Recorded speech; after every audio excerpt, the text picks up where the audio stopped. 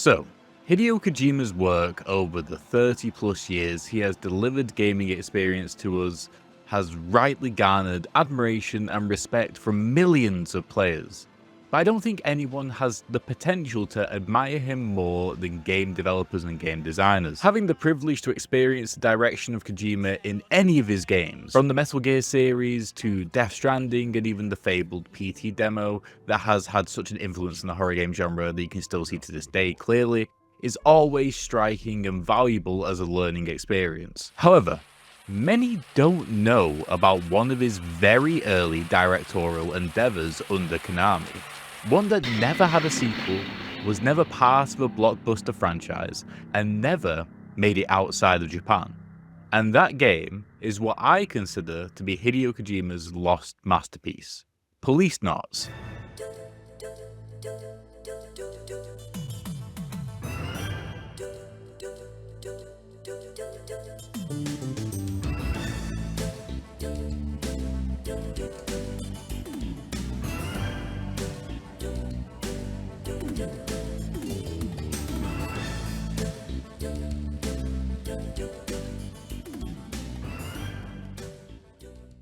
Now, this video was only made possible to even begin to think about making due to collaborating with JP Fans, a site which acquires, collects, and distributes games, consoles, memorabilia, and more from the Japanese secondhand market. Through the collaboration, I was sent a Sega Saturn, a bunch of hardware to enable recording of original footage, as well as a copy of Policenauts. More information about JP Fans can be found in the description, as well as at the end of the video. But just one thing on the original footage, this video is going to contain both emulated footage as well as original footage because there is no English patch that I can get on the Sega Saturn, so I will be chopping and changing between the two. Obviously, the original footage will be higher quality. And also, just to clarify before we go any further, Policenauts isn't the type of game that I usually cover on this channel. It is incredibly narrative heavy with very little gameplay. It is a visual novel with some point-and-click elements mainly. However, through reading translated interviews where Hideo Kojima talks about his design intention with creating Policenauts, I think this is an incredible opportunity to assess whether or not, through narrative design, he achieved it, and if so, how. Narrative design isn't the most sturdy string in my bow as a game designer, so we can both learn a lot along the way with this one. So let's start out with the premise. Policenauts kicks off in the year 2010, showing the player through a bunch of cutscenes that humans have begun to colonize space, focusing in on 5 particular characters, all from different police institutes indigenous to different parts of the earth. We have Gates Becker from the UK, Joseph Tokigawa from Japan, Salvatore Toscanini from US, and Ed Brown also from the US. The 5th person, the 5th police officer who is also an astronaut, a policenaut if you will, is not named at this point, but is clearly the narrator of the opening cutscene.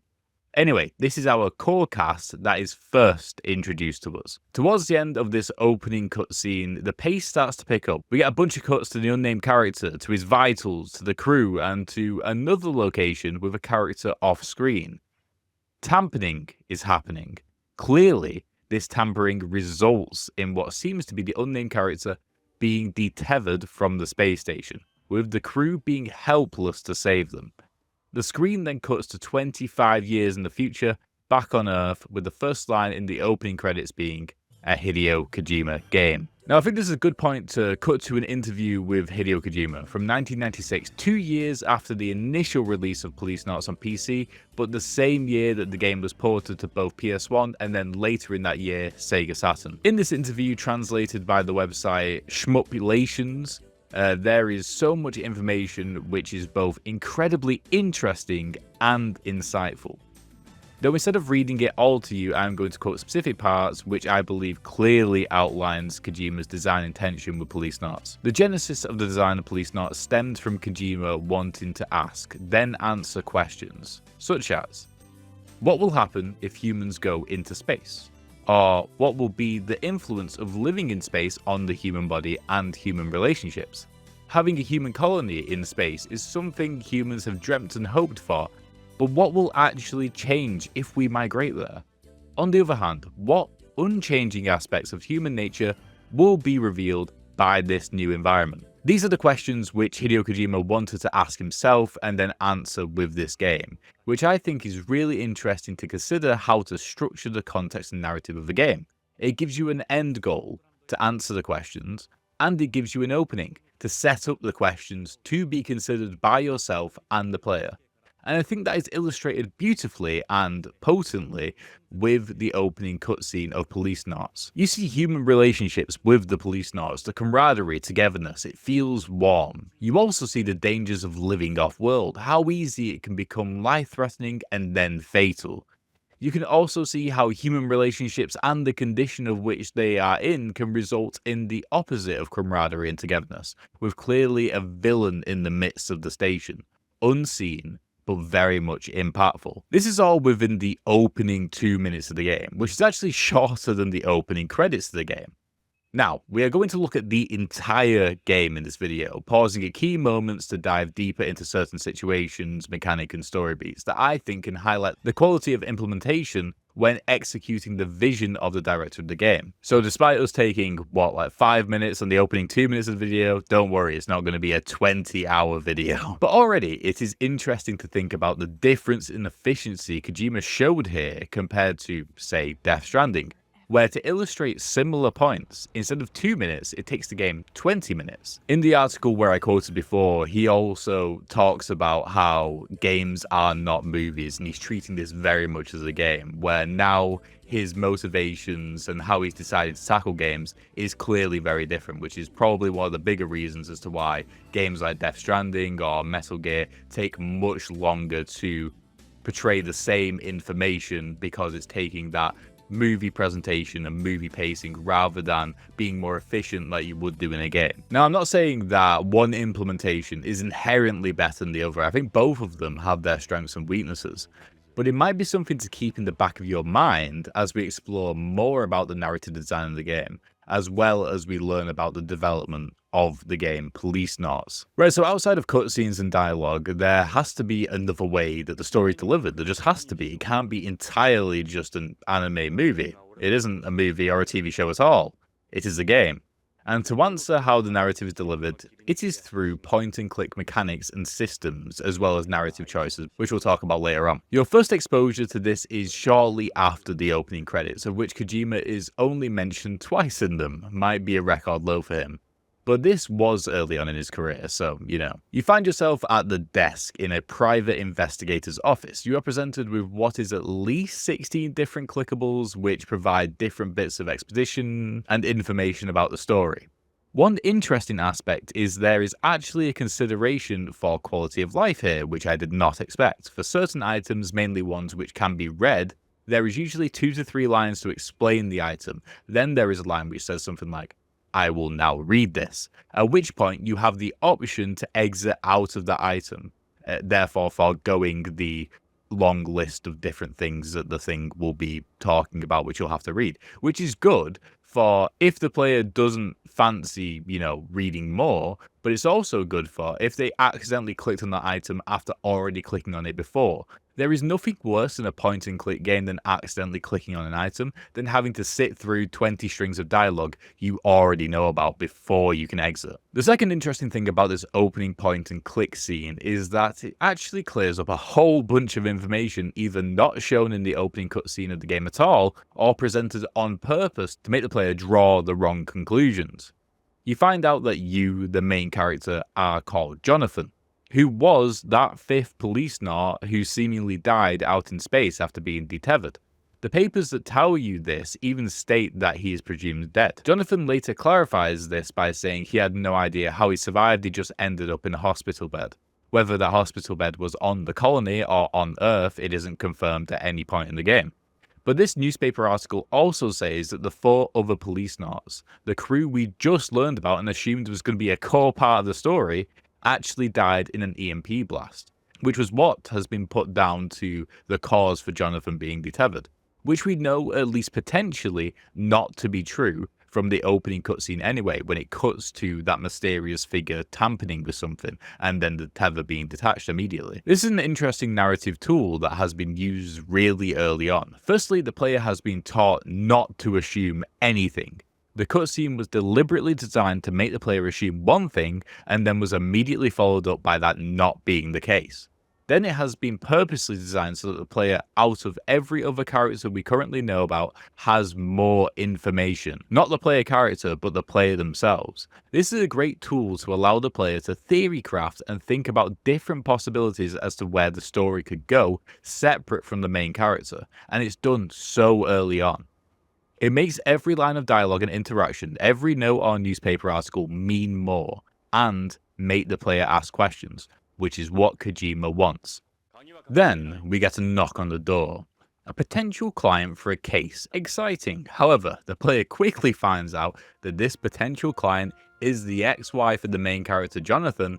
Not only is she his ex-wife, but she requests help finding her current husband, who has been missing for 3 weeks. Now, this is all subtly laid out at first. It's not like Lorraine says, "Hello, ex-fiance." It's something that you have to infer through what they say initially, but as you probe and ask more questions which aren't a direct requirement for the player to ask, you get more and more information on the matter. It turns out in the time in which Jonathan was presumed dead, Lorraine found a new man. This gives the player a lot of information about Jonathan's history, what he's had to deal with emotionally in the last 25 years between the start of the game and now. But it also allows the player to infer something really important for character development, motivation and immersion. Another detail about Lorraine quickly is that she lives on Beyond, on a station off-world. So not only has she sought out help from the person she most likely least wants help from in the entire world, she has travelled to the planet just to seek out this help. This, for me at least, shows how good Jonathan is. Without anyone saying anything directly about his skill set, reputation or otherwise, the reputation is built for us. Regarding how this all plays out mechanically, it's actually quite interesting. I always find it interesting looking at older games in the genre and seeing all the inspiration taken from it and informed how newer games work. There is a lot of Phoenix Wright in just this part in terms of dialogue structure, for example. So the player is first asked to dive into different categories, such as asking her questions, talking about yourself, or showing her things, like presenting them to talk about them. This then opens up an array of other questions. You have to choose a path each time, a category to go down after every single question. You don't just stay in the same array. On top of that, each array not only updates after almost every question asked, as now you have more information to ask different things about, but previous strings in the list lead to new information than it did before, but it's just never indicated to the player that that's the case. Also, the game never tells the player what they need to ask. It isn't obvious initially what is the correct line of inquiry. This, for me, creates a very immersive feeling of actively thinking about what to ask and how to get more information out of the person. It feels really real to ask questions about her daughter in this scenario, for example, to then have her open up about her husband. Now, I say it wasn't obvious initially with regards to what the correct line of inquiry is, and to be clear, before you ask the question, it is not at any point. However, most likely through being really efficient due to budget restraints, the game very carefully only uses VO, so voiceover, for when dialogue is truly important to the main plot. There are a lot of useful and interesting bits of information from all the questions asked, but the VO is saved for the most important and most emotional ones, which sort of jolts you upright out of your seat as soon as you hear the VO. It makes you pay attention. After giving Lorraine a soft maybe to helping her, the player and Jonathan isn't left with a call to action as such, not yet anyway. That quickly changes when Jonathan realizes that Lorraine is about to be assassinated right outside his building. This leads to, what was a big surprise to me, a light gun shootout. Now, in an interview with Kojima, when asked about the reason why he chose Sega Saturn as a destination for a port for Policenauts 2 years after he released it, he stated that, "I had been wanting to add light gun support to Policenauts. Gun games like Lethal Enforcers are really fun, but they don't really evoke much empathy from the player. I mean, enemies just come out of nowhere, then they die in one shot. Okay, bye bye." Kojima wanted to make drawing the gun more meaningful and impactful. Now, this wasn't in the original design of the game, of course, as it was initially made on PC, then ported to PS1, but for the Saturn, Kojima finally got to add actual light gun support to give the player that immersive feeling of physically having to draw the gun on someone. Then we move on to what was a little disappointing for me. It's not like massively negative, and for other people they will really love it, but for me it was. As I was really enjoying how the gameplay side of the game was playing out, even the point and click stuff. After the initial shootout, you chase the assassin through an alleyway. Now, through the way point and click is done in the game, you learn a bunch of useful info, like the fact that the assassin has artificial blood. But also, you have the opportunity to be completely shocked by some very nonchalant delivery of world building. Literally, my neck nearly snapped off. However, one of my biggest pet peeves in games, and this happens in all sorts of games, is not allowing the player to chase someone during a chase sequence. It is kind of even worse in Policenauts than some of the games I can think of, because it isn't even the case where in each screen you have to make sure you click on everything to progress, so you just do it really quickly. For me, it felt like there was some sort of timer or a count for a minimum amount of clicks in total before you can continue. It didn't feel like, oh, I finally found the last thing to click on, I can continue. It felt like, oh, I've clicked on this thing 3 times and now all of a sudden we are progressing. Again, on paper, this is great for making the player feel stressed and immersed in the idea of searching for the perpetrator, but the context of this chase sequence doesn't match up with that, as it is stated very early that this alley was a dead end and that there was nowhere to hide. So why are we searching? Anyway, after a quick shootout at the end of this chase sequence, which honestly took me about 5 minutes and it was only 3 screens, the assassin escapes and you see police and ambulance people heading towards Lorraine, who is still lay on the floor after the assassination attempt. And yeah, she's dead. Now, that's all of Jonathan's friends plus his ex-fiancée gone. At least we think that's the case anyway. We now join Jonathan on a flight to beyond the off-world space colony. Here we see 2 things, again relating back to Kojima's goals for the narrative. Firstly, we get to see how humans actually operate, living both in space and on planets, showing how they practically travel to and from. We also get a bit more regarding how space has affected humans, in this case, namely Jonathan. He has PTSD from his last time in space, which is understandable, leading him to be sweaty and nervous on the flight, very visibly so. From speaking to a passenger on the plane, which is this point and click segment, is mainly the passenger, who's called Redwood, we find out a few things. Redwood was born in space, as well as born with artificial blood, which seems to go hand in hand with each other. If you are born in space, you need artificial blood to survive due to it needing less oxygen. This also explains his snake-like complexion as well, so we'll be able to see that further on in the game, a clear difference between people who were born on planet side and people who were born in space due to their significant physical appearance differences. We get another glimpse of what space is like for other humans, namely women, with a role for women in space being breeders, where they are used for their wombs to carry babies to term. This idea is of course later used in Death Stranding in multiple ways. Firstly, having women also be described as people who have the sole purpose to give birth or to house babies, like stillbirths in them, which both outside and inside of context is a very detached way of looking at the process, which might give a glimpse into how Kojima maybe thinks about the whole situation of giving birth. But then we see Death Stranding 2, almost a complete opposite take on birth and pregnancy, where we see Rainey, who's a character, personally dealing with the struggles of both a natural pregnancy in the world of Death Stranding, as well as how the world specifically is directly affecting the pregnancy. And thirdly, we see that Lorraine seems to be somewhat known on Beyond, with Redwood recognizing her. You learn this from showing him your evidence you have so far, which is a really cool way of maintaining the fantasy of the always-on detective. After speaking to Redwood, you can choose to call an assistant over, who you can further question. The attendant is very much just a vessel for exposition in this instance. We get a lot of information about how the further generations get away from being earthbound initially, the less they look like humans due to their reliance on artificial blood, and also due to their less and less natural births due to the breeding system. You can also ask the attendant about your evidence, but she doesn't really give you anything of use. She will stay until you say that you don't want to speak to her anymore, then she'll leave.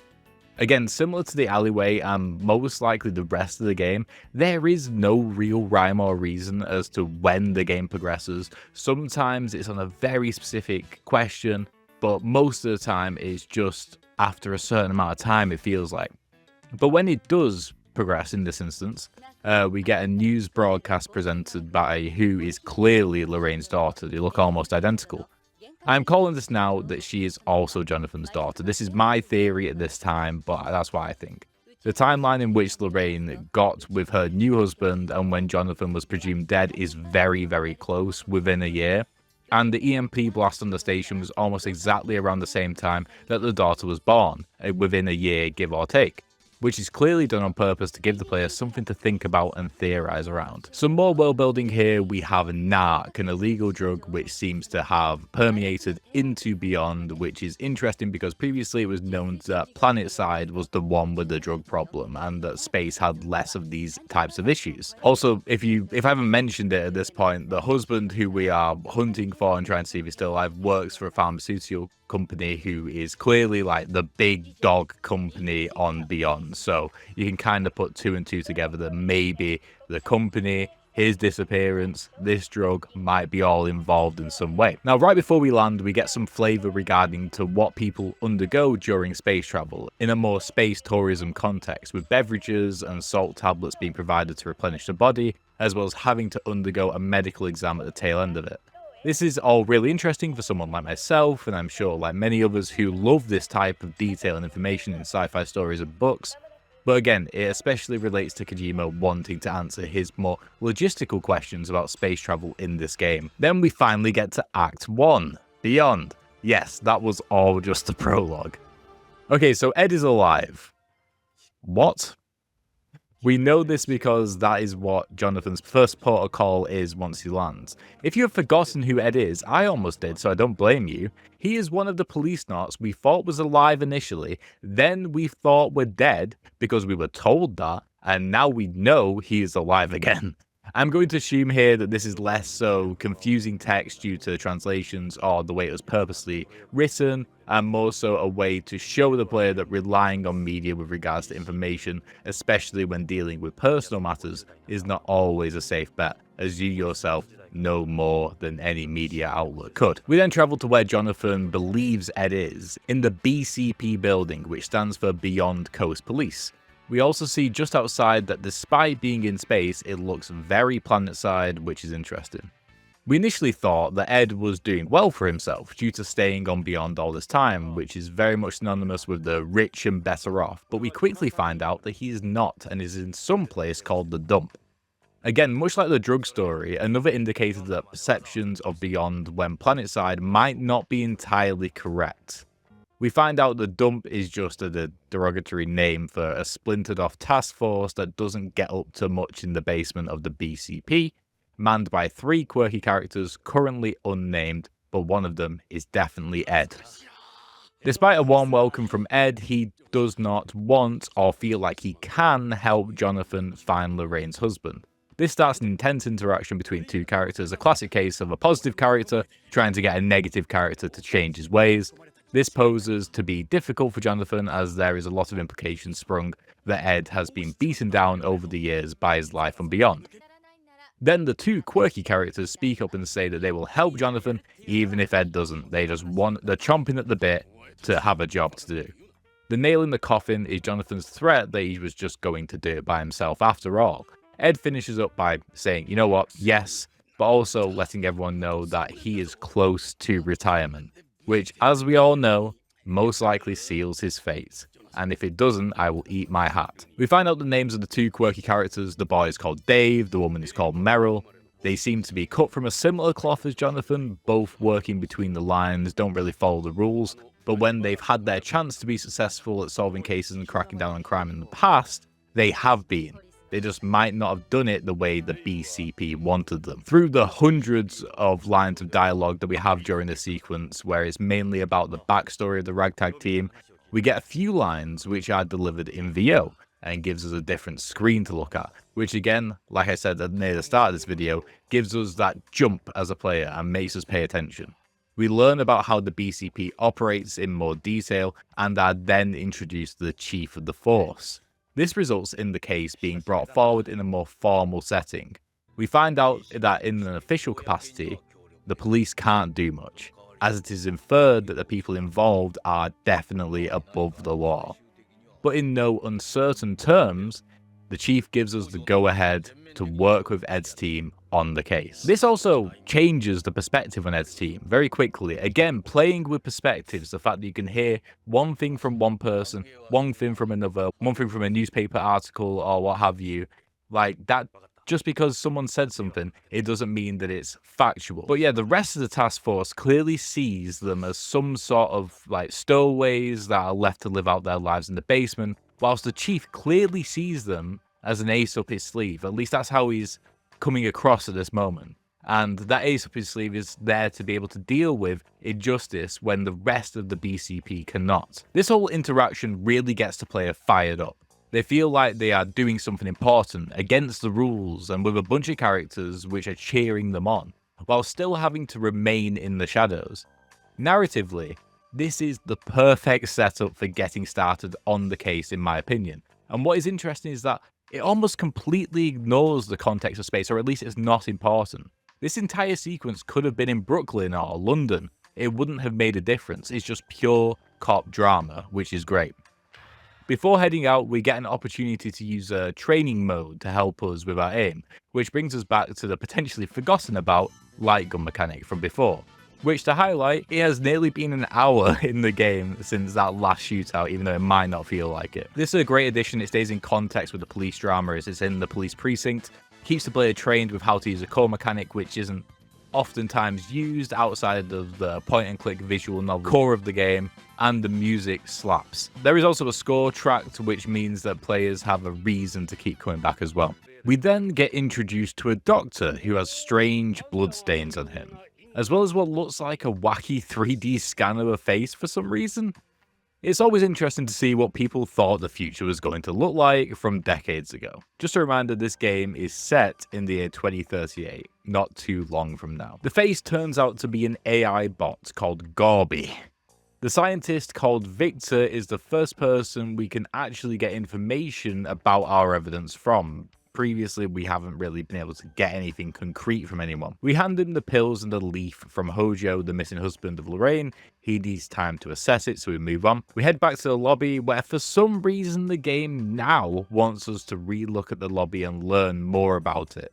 Here we just get more information about the precinct and how it's run, as well as Ed's relationship to the precinct. Nothing we didn't already know or could infer. It's interesting to consider why this is paced so weird. We were already here, but couldn't examine the place further, probably because the game wanted us to get to Ed as quickly as possible, but still really wanted us to learn about the lobby of the BCP. We can then take a look at other parts of the BCP that have already been lightly introduced to us previously, but we couldn't explore further, such as the AP room. Here we find Redwood from the ship. It turns out he works for the BCP in the AP department. The music becomes very sinister this time, and we find out that Redwood is a master with EMPs. I wonder what this could possibly be suggesting. He goes on a big spiel about bomb defusal, testing Jonathan on which wire he would cut. Jonathan says red for Redwood, but Redwood says no, it's always blue because aggressive individuals gravitate towards red. This entire interaction seems to be to set up Redwood as a more sinister and edgy character as what we previously were led to believe, if his appearance alone didn't already do that. It is very effective, but also feels a bit on the nose, which is fine considering most interactions so far have been left up to interpretation. And that isn't to say that this is a cut and dry, that Redwood is clearly a bad guy. It is just heavily implied. But the game has done well to make players question their assumptions thus far. Could this be a red herring, or could this be a red herring of a red herring?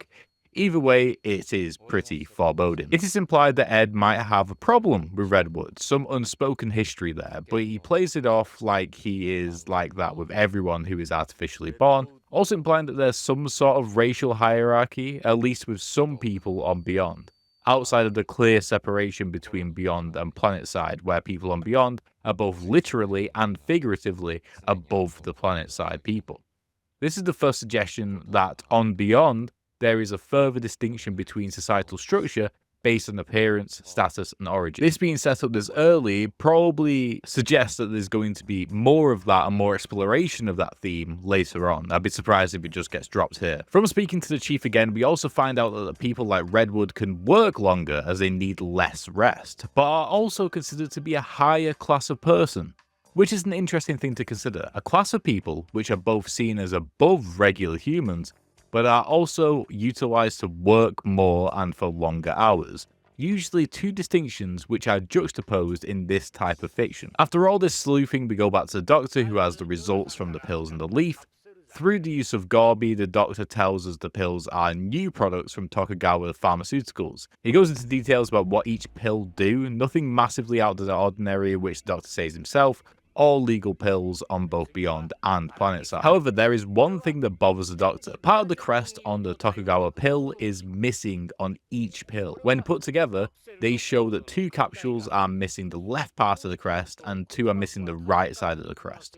It isn't obvious what this means to anyone in the room at the moment, nor does it mean anything to the player really. Moving on to the leaf, it is from a black poppy, which is used for the drug narc we talked about earlier. We got to see it on the plane during the news segment. The leaf is considered too perfect to come from Planetside, too clean with no pollution. So the idea is that the leaf actually grew on Beyond, which was considered impossible due to the ban on growing black poppy. It is also shown that the leaf has been cut in half. Again, no one in the room knows why. There is a suggestion that it might be to send some sort of bizarre message from Hojo. The conclusion from all this is that we don't know much. This is what the characters say anyway. However, we can ponder a couple of points.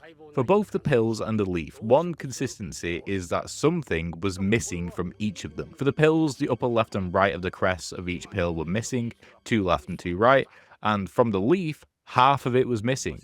My first thought is that because the 4 missing pieces from the crest would form half of a circle, as they all take about an eighth of the crest, and that the leaf is missing half of itself, that somehow connecting all of these missing pieces could result in discovering some information. On the other hand, it could just be more of a clue to symbolize that something is missing in general, which when discovered will point the character specifically that that missing thing is important. After all of this, as the only real lead is all the ties to Tokugawa Pharmaceuticals, is the head there and ask some questions. Also, you might have thought the same thing as me, but one of the Policenauts from the start of the game was called Joseph Tokugawa. Could this be a coincidence? For me as a player, I think there must be some form of connection, but no character specifically mentions it. Before moving on, I just want to say that this part of the game feels very Kojima. The whole sequence is about half an hour long, with a lot of information, a lot of exposition which kind of leads nowhere, a lot of thoughts and ideas being thrown around. But in between it all, in between the thousands and thousands of words, are a few sentences that the player can latch onto and continue to theory craft, immersing them further in the role of detective. This is done really well here, and not to make it too difficult to the player, but one practical thing Kojima does is he makes it clear when something important is going to be mentioned via characters using phrases like, unless, or hold on a minute, or that's what I thought, but... This isn't groundbreaking, but it's good to retain this technique rather than just letting it pass off as obvious. As we are now outside of the BCP building, we actually get given 2 options of where to go, but it's a fake option for the lack of a better term. We can either go to Tokugawa Pharmaceuticals or we can go to Hojo's house. We can't actually go to Hojo's house though, as we need to get his information of where he lives first. For some reason we don't have that. I suppose the only real reason this was given as an option is to show why you are going to Tokugawa Pharmaceuticals, that your goal is to get information about where Hojo lives. As we press Tokugawa Pharmaceuticals, we get a little cutscene of some police flying away, which is cool. It just is cool. But also it shows how police operate in emergencies. They don't use cars, they become Iron Man. After the car ride, we end up outside Tokugawa Pharmaceuticals. Once inside the building, we have to navigate the security guard. Despite him being clearly very loyal to the company, he is just as clearly torn between 2 ends of his moral compass. He states how hard it has been to field questions from Hojo's family, whilst being strictly told to say nothing by the company. which suggests an even deeper devotion to the company than just a company man. We also learned that before Hojo's disappearance, he had just finished work on a new product. We then find out that the company is experimenting with new ways for the customers to take pills, going into surprising detail about the process of digesting and metabolizing medicine in different ways, maybe suggesting that he wants to be more than a security guard, like he has the credentials, but he just can't be. Jonathan even notes that this guy is a walking encyclopedia, maybe the writer being self-aware enough to make fun of his own expedition dump here. After about 10 minutes of this guy talking, we finally get him to give us something. We can't quite go inside Hojo's lab specifically like we want to, but we do get to take a look in the DDS room, which is the room specifically for experimenting with new ways for people to take drugs. It is important to note that the security guard comes with us, leaving us with a watchful eye over our shoulder, making the player feel like they can't really look as deeply as maybe they want to. In this room, we see some of the proposed alternatives for taking drugs, such as patches, contact lenses, and even a mosquito-type micro machine which does tiny injections periodically. Again, all of this is being explained to us by the guard, which is getting harder and harder to ignore how odd it is that the security guard knows so much about the inner workings of every product this company makes. Another bit of information found in the room specifically, we learn that from the guard, when we look at the same photo we have of Hojo and Lorraine, that Hojo was known to be very protective and jealous with regards to Lorraine. Not currently thinking that this is anything of note right now, but it is more information about the personality and characteristics of the MacGuffin of the plot. Finally, we get something useful, a calendar with information written by Hojo on the day he disappeared. We find out that he was sending 100 sets of a type of drug called K9 to a hospital, a drug which hadn't been on the market at the time and still isn't. The guard says that this was for the first round of human testing, but again, due to the eerie music as well as Ed prompting us that this is important, we know that the hospital is where we are heading next, and is the next best link to Hojo. Well, you would think that, but despite not actually finding out anything specific about where Hojo lives, when we go to click it, Ed says that we should now actually go to Hojo's house instead. So this is what we do, because we physically can't progress otherwise. Again, the game uses the exact same technique of leading us to choose one location option through context and dialogue, finding out we can't, and then going to another destination. We shall remember this for when we go to the next destination after this. My money is on that we get another location to go to from Hojo's house, and then we can't go there, so we have to go to the hospital.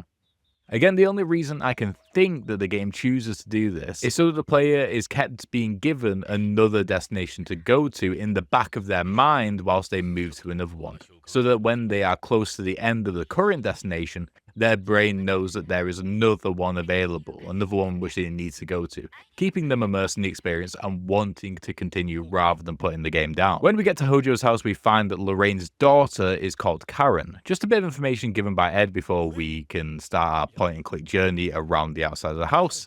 This information proves to be a way to set up the next step, which is Karen answering the door and letting us in. Karen looks so much like Lorraine that Jonathan even calls her Lorraine initially, a painful moment for the player and the character. Jonathan explains that he is here to help because her mother asked him to. Karen is clearly mourning, as remember, her mother died just like a few days ago and her father is missing, and she blames Jonathan for her mother's death. Ed steps in and backs up Jonathan at this moment. This is the first proper time in this buddy cop segment of the story that we properly see the bond between Ed and Jonathan, and a practical example of a result of their history together. It comes out that Lorraine kept a photo of Jonathan all this time, all 30 years, which maybe points to why Hojo was so protective and jealous around Lorraine. And it also adds another layer for why Karen doesn't like Jonathan, with her stating that he was the subject of a lot of arguments which formed her childhood. Finally, through a lot of back and forth, Karen allows us inside. We get to click around and find a bunch of information about the house. This is mainly a scene for Kojima to showcase what life is like in high society or beyond, or at least for the upper middle class, which is a sight different from what we witnessed on PlanetSide. Here is another example of VO being used, not for important information for the player to further the plot or to give them key gameplay information, but specifically for an emotional beat, which is important because when making games and when structuring what lines are going to get VO and what not, there is a cost to that in the production schedule and to the budgets. There is a cost to that, both time and money. So the fact that Kojima uses it not just for those gameplay moments or for the plot moments, but just to let the player sit back and absorb these emotional moments is really important to think about. It is used when Jonathan asks about Lorraine, where Karen says that she has had a funeral for her whilst knowing that she will never get to lay her mother's body to rest due to the rules with bodies being transported to beyond. This is accompanied by melancholy music. Sadly, when questioned about her father's disappearance or about any of the clues, she knows very little. Nothing we don't know already, even with a different perspective. Jonathan then gives Karen a picture of himself and Lorraine when she was young and asks Karen to decide what to do with it, as he states that he shouldn't have it and that Karen should be the one to decide what to do with her spirit. That's what he refers to when talking about her picture. We get more information about how jealous Hojo was, with a story about Lorraine keeping a bunch of photos of Jonathan, not just one like initially mentioned by Karen, and then one day Hojo burned them all, which was, well, Karen remembers it, when the relationship started to go downhill. Alongside this, Hojo then began to become more pensive and reclusive after this. All this information starts us down the path of potentially the disappearance of Hojo might be more to do with Hojo than anything else, as he was clearly down more of a self-destructive path regardless of any outside influence. Now, this is really important information for the writers to include here for the player. As with any detective story, you want as many avenues for the player to consider as possible, and so far, it has all been about the potential nefarious pharmaceutical company, but now the player could consider that it might have just been Hojo going down a different path by himself. After questioning Karen, we can then interact with the CD shelf on the wall and even listen to some music. I don't think this is necessarily tonally correct or appropriate for this scene on the surface, but the writer, in my eyes, saves it by keeping it within the category of reminiscing. Much like how Jonathan speaks fondly of Lorraine, he also speaks fondly of some of the CDs with Planetside Origin. Now, this could be nothing, but there is one CD with no title, and if we try to listen to it, it's just noise, nothing else. This is the most unique looking case on the shelf. It has no title and no music. It feels odd, but you can't follow up on this currently, so we'll just keep it in the back of our minds for now. Then we head to Hojo's room, his study. This is where we find a big fish in the form of Hojo's ID card, which we can borrow. This is the first part of the story where not only do we feel like we have a lead, but we have a key, a literal key. This of course gets the mind racing about the possibilities when returning back to Tokugawa Pharmaceuticals. I have a feeling though we won't be able to head back there just yet, and we'll be forced to go to the hospital, like I said earlier. Now, we thought we were done there. We are not. We then get an even bigger fish, a chart with different symbols on them, symbols which are very similar to that of the crests on the pills we talked about earlier, the one with missing pieces. Now, this might sound strange, but in this singular room, this has been the most excited I have been so far. It feels like we are finally getting a leg to stand on, or at least a ledge to perch on when it comes to this case. We find out that the logo used on the pills is from the Matsudaira family. Sorry, I don't know how to pronounce that, which was later adopted by the company. This family and their crest, I have a feeling, might come in handy later, so keep that in the back of your mind. Before we leave, Karen makes us promise to tell them what happened to their father, regardless of what it is, which clearly shows that she is somewhat accepting of whatever fate might be of her father, even if it is the worst case scenario.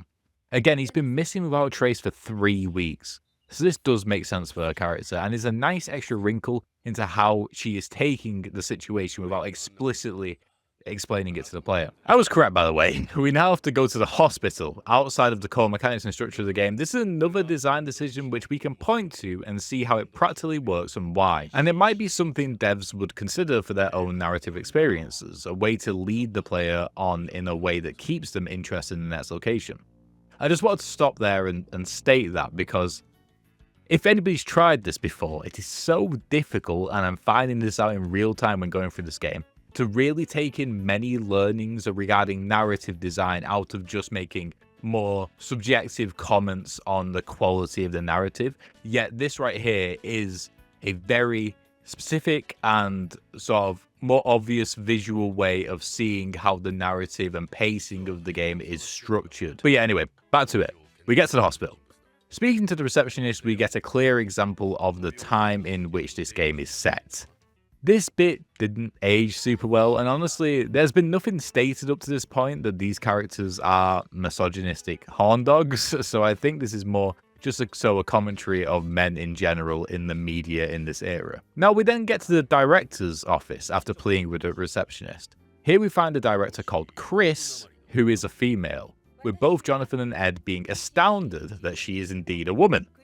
I might be giving the writing too much credit here, looking at the comments made earlier about the receptionist and then the two characters immediately being presented with a woman in position of power, holding all the cards concerning how the investigation could progress. It could be done on purpose, and if so, great, but yeah, I don't know.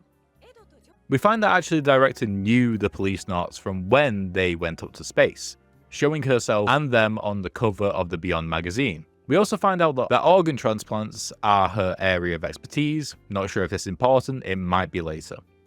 We then get to see the mosquito micro machine mentioned earlier when we were looking in the room in Tokugawa's pharmaceutical building, and it is incredibly unsettling, like needles aren't bad enough when you're in a hospital. We finally get to ask about Hojo. Chris claims that she doesn't know him, though after a bit more prodding, she concedes that she just refers to him as a pharmacist, as he handles all of the drug transactions at the hospital for the company. We find out a bit more about how society works on Beyond, that society is overprescribed on drugs and gouged for profit, stating that Tokugawa purposefully trains society to desire quick fixes to their problems via drugs, whilst making sure that they have a monopoly on them. This wasn't stated by Chris, by the way, this was stated by Ed in a bit of expositional dialogue in between questions. This isn't something which Chris specifically thinks. After going through all the questions, we then get a surprise. The mosquito has escaped. In classic retro game fashion, Ed tells us to use the cursor to get the fly. Not your hand or anything else, the cursor. Now, we click around trying to get it. It lands on the wall, it lands on Chris's face, and yes, then it lands on her upper thigh, and even after that, her chest. More than once. Honestly, it was about 7 or 8 times. We then head to the pharmacy after learning very little from Chris, though she does leave us with an interesting line of inquiry, asking whether or not we thought we should quit. Is this a way to get us off the case? If so, it seems very half-hearted at best. We asked the person at the pharmacy about what happened the day Hojo went missing. He states that he brought 3 sets of K9. If you don't remember, that means he didn't bring the other 97 sets, as the whiteboard said he brought 100. The guy also says that Hojo seemed a bit on edge and emotional compared to usual. We also get our first line of inquiry about the president of Tokugawa, and we find out that Hojo and the president were actually quite close, with Hojo being invited to dinner a lot, according to this pharmacist. We also get a bit more clarification about Tokugawa himself, with it being all but confirmed that this is the same Tokugawa as the one we saw at the start of the game. With both Ed and Jonathan, when finding out that he only likes hanging out with other Japanese people, both replied basically saying the same thing. Classic Tokugawa, which implies familiarity. We also find out that he hangs out at the Prop, which is apparently a big landmark on Beyond. So now we have a new destination to go to, if we want to speak to the president directly. Now in other contexts, I would find this really weird. Tokugawa seems like he would be the man behind the desk we would see once at the end of the game, kind of like a Bond villain. But due to the guys knowing him and having history with him, I think the context actually creates an interesting opportunity for the player to play with the expectations of that trope. We are then forced back to Chris's office, much like in other situations. Questions already asked now provide more context based on what we learned in the pharmacy, but again, there's not really much of note here, so we can leave. Surprisingly, we don't head back to Tokugawa Pharmaceuticals at this point with Hojo's ID card, but instead head straight to the Prop. Jonathan lets his guard down a bit on the drive, showing a bit of a crack in his exterior for the first time, stating that they might be in over their heads here. This implies that confronting yet another old friend might be bringing up a few too many memories for him, unpleasant ones. Or it could be implying that he's feeling the pressure of the expectations of Karen after they've interacted with her. The Prop, which is a building with the Tokugawa branding, is a sight to behold. It is massive. So much so that craning our neck also reveals more of what Beyond looks like in the sky. showing that it's built on rings that are circular and with a central artery. We show the receptionist in the building Hojo's ID card. She says that she doesn't know him. However, she does know the Policenauts, fully confirming that Tokugawa was indeed one of the Policenauts. We find out that the Tokugawa group is divided into 138 companies, covering all of the essentials like medicine, food and water, really building up just how much of a big deal taking on this company is, and how untouchable they are. This continues to build the potential battle ahead, and how tough it will be. Just as we are starting to get our footing, in my opinion, despite it being an optional bit of information, is perfectly timed, almost like the current, as we are making progress, is starting to gain strength against us. Finally, we get some useful information. Hojo arrived at the prop at 4 PM on the 15th, the day of his disappearance, and we find out that the system never has a record of his departure, meaning one way or another, he never left the building on the 15th. The music picks up here and the VO delivery is perfect. This is strong evidence that whatever happened to Hojo, it happened here. Finally, we get into the elevator to head to the garden, an option only becoming available once the receptionist couldn't explain why the system didn't have Hojo leaving, and is clearly naive to any wrongdoing on the company's part potentially. The garden has been built up as a place for VIPs to visit when attending functions at the prop. In the elevator, we get to see a view beyond, which looks completely surreal. It's rare that the screens in this game move at all unless it's a cutscene. So there was a decision made to spend more production time and more money on this sequence to sell one of Kojima's objectives to the player, to show how humans could practically live in space from the eyes of someone on the ground of a colony, seeing the rings and cities whilst climbing the prop. The garden is further described as a zero-G playground with a bunch of half-naked women and businessmen in suits. Despite the boys talking earlier at the hospital and how they were talking earlier, they very much now look down on these men, which is interesting. We then get the opportunity to question a couple of women on shift, asking about where Tokugawa is or Hojo.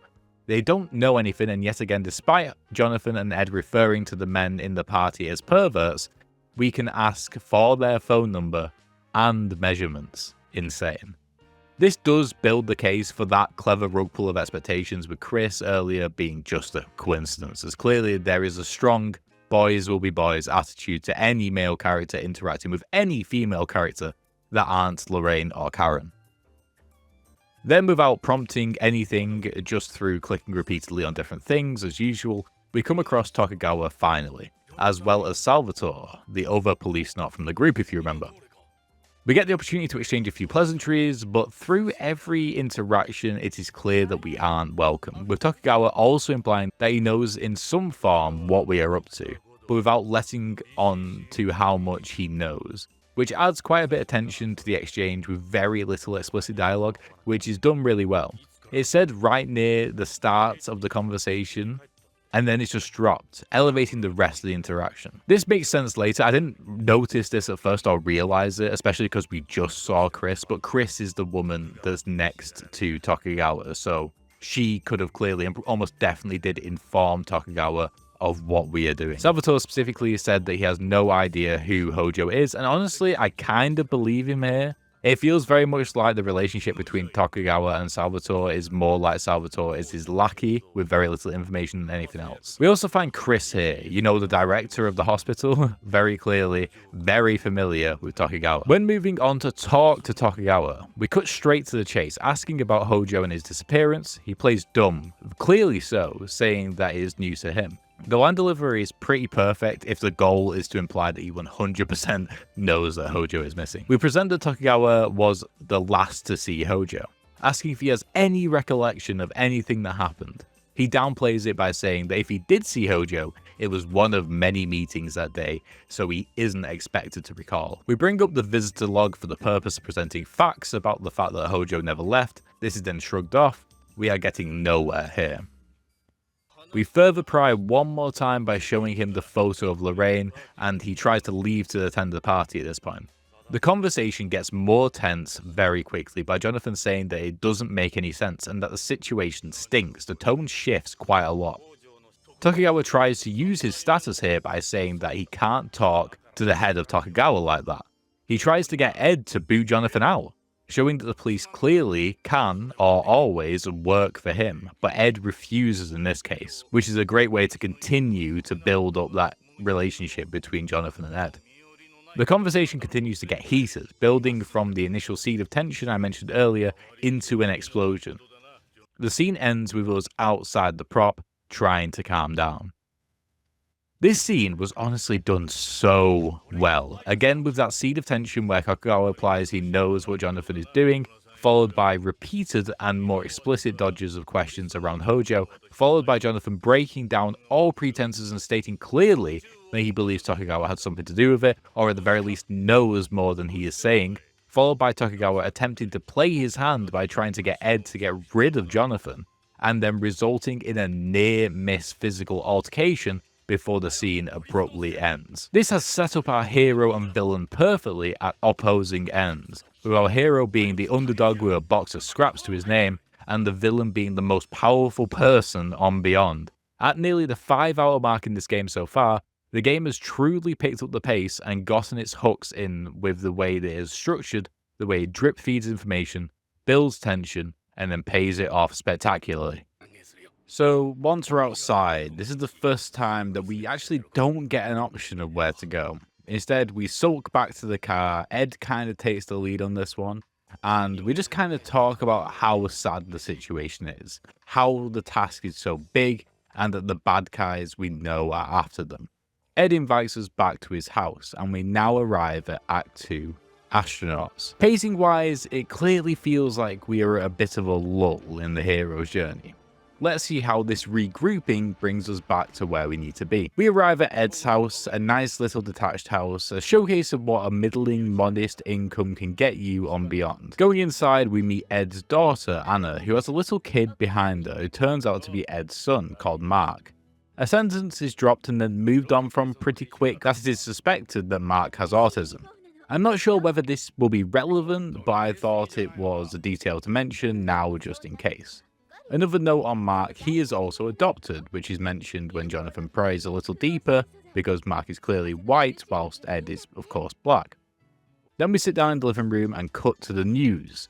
We see Karen on our screens again, ready to deliver some exposition and world building, starting off with a solar flare broadcast in place of a weather forecast. And that's it. At this point I thought the player might get to see some cracks showing in the exterior of Karen due to what is going on, and more info on Narc, but nothing of the sort is found here. Asking more about Ed's family after the newscast, we discovered that Mark was adopted due to Ed actually killing his dad, who was trying to kill him due to going insane off Narc.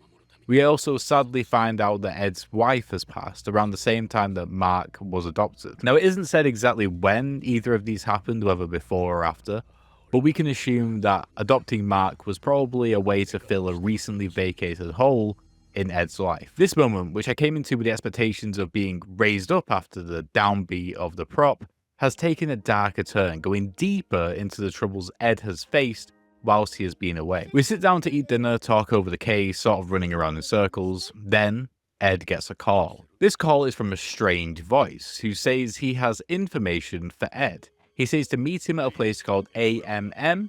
He says he has info on Hojo. Now, there was nothing that really made sense to jumpstart the investigation again, and honestly nothing which particularly got us motivated again, until this call from a bizarre and kinda sketchy sounding informant.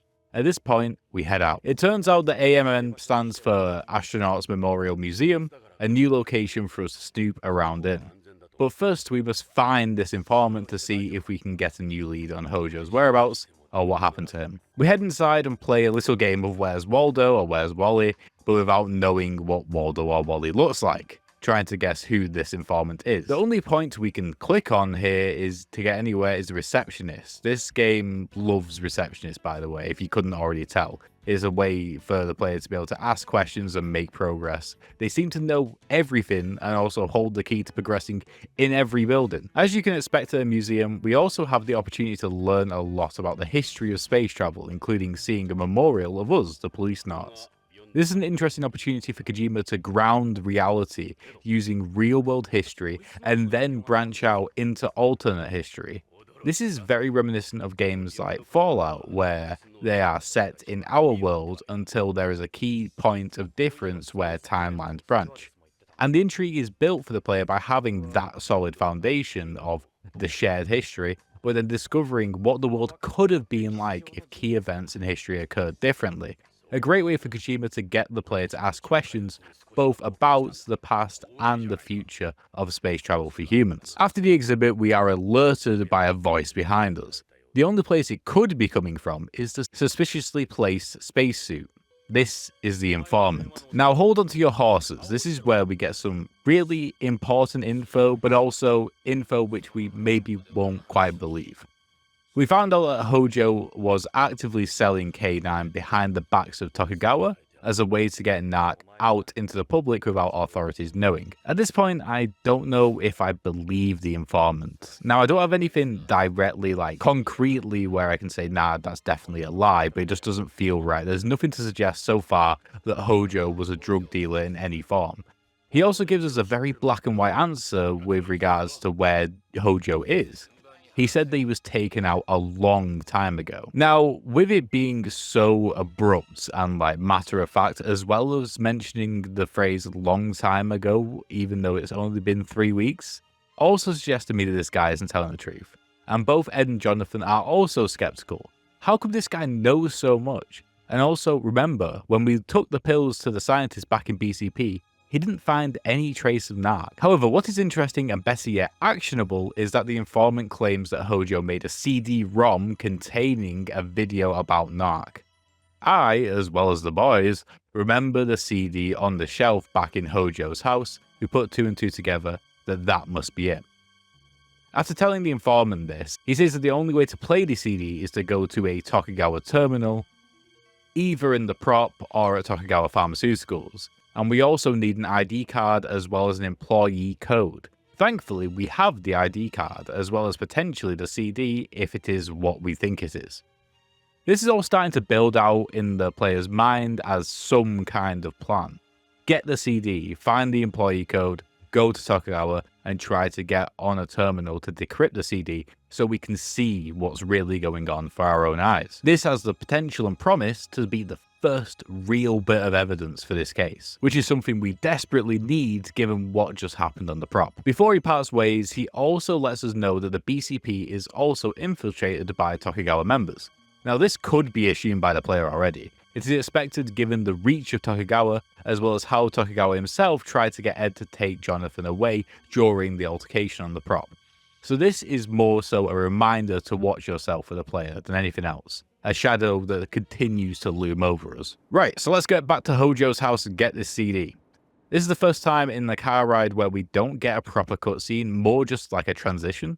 This suggests that we are heading into a more free-flowing back and forth between areas in this part of the game. We ask Karen for the CD-ROM. She says we can take it if we can find it. We then ask about her family crest, the Kamen.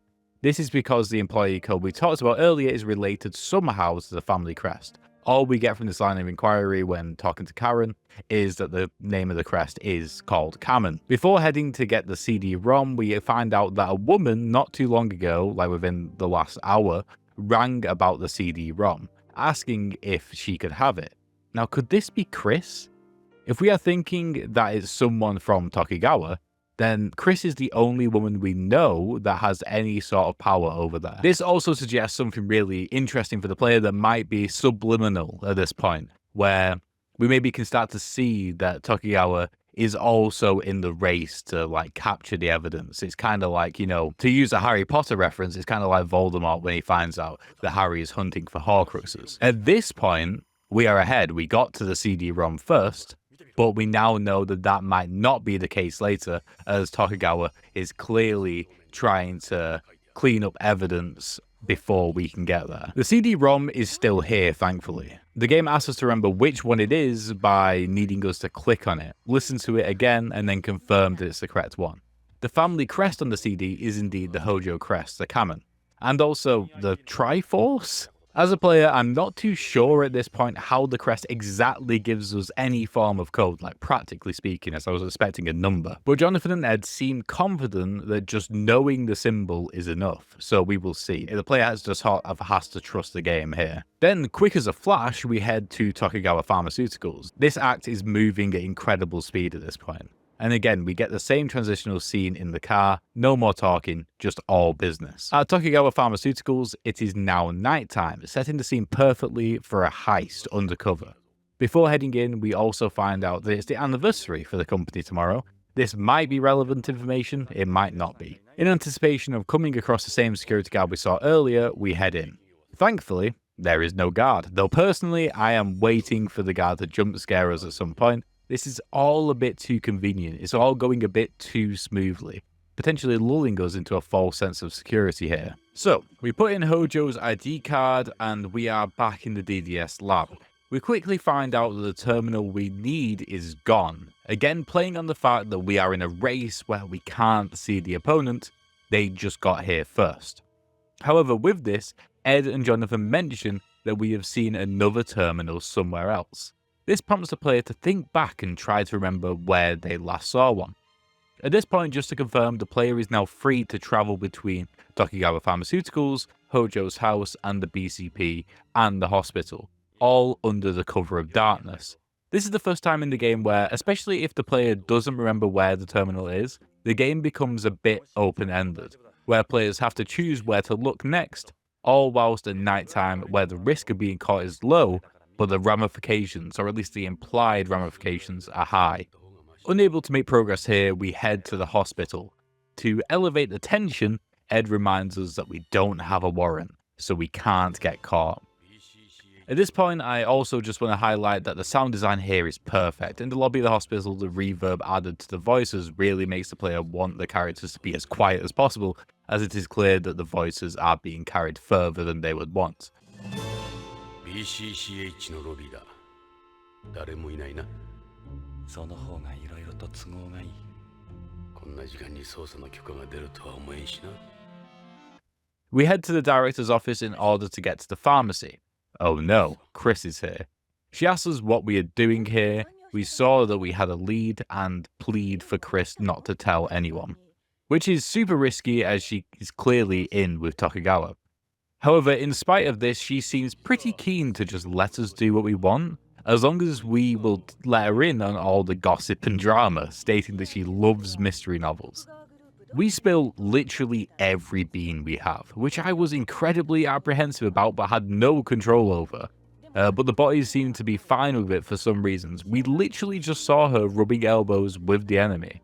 But this is the price we need to pay to get to that terminal in the pharmacy. We now get to load the CD. Well, before that, we are presented with a 3D model of the terminal, and we need to follow specific instructions in order to get it to work. First, the power, then to insert the ID card, then the terminal starts the passcode sequence. This is where we get the answer to what the passcode actually is, which is that we have to click on the right family crest whenever a family name is mentioned. Now, this is incredibly tricky. Not only do we have to remember the crest of Hojo, which we do because it looks like the Triforce, but for also a random assortment of them. I needed a guide for this, I won't deny it, as we last saw the document maybe 4 in-game hours ago at this point.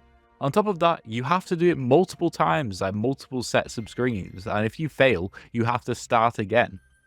This is a clear design remnant of the 90s, where guides and manuals were key to solving parts of a game, where nowadays players would be expected to have the family sigil document somewhere on their person that they can reference. After all that, we can now watch the CD finally.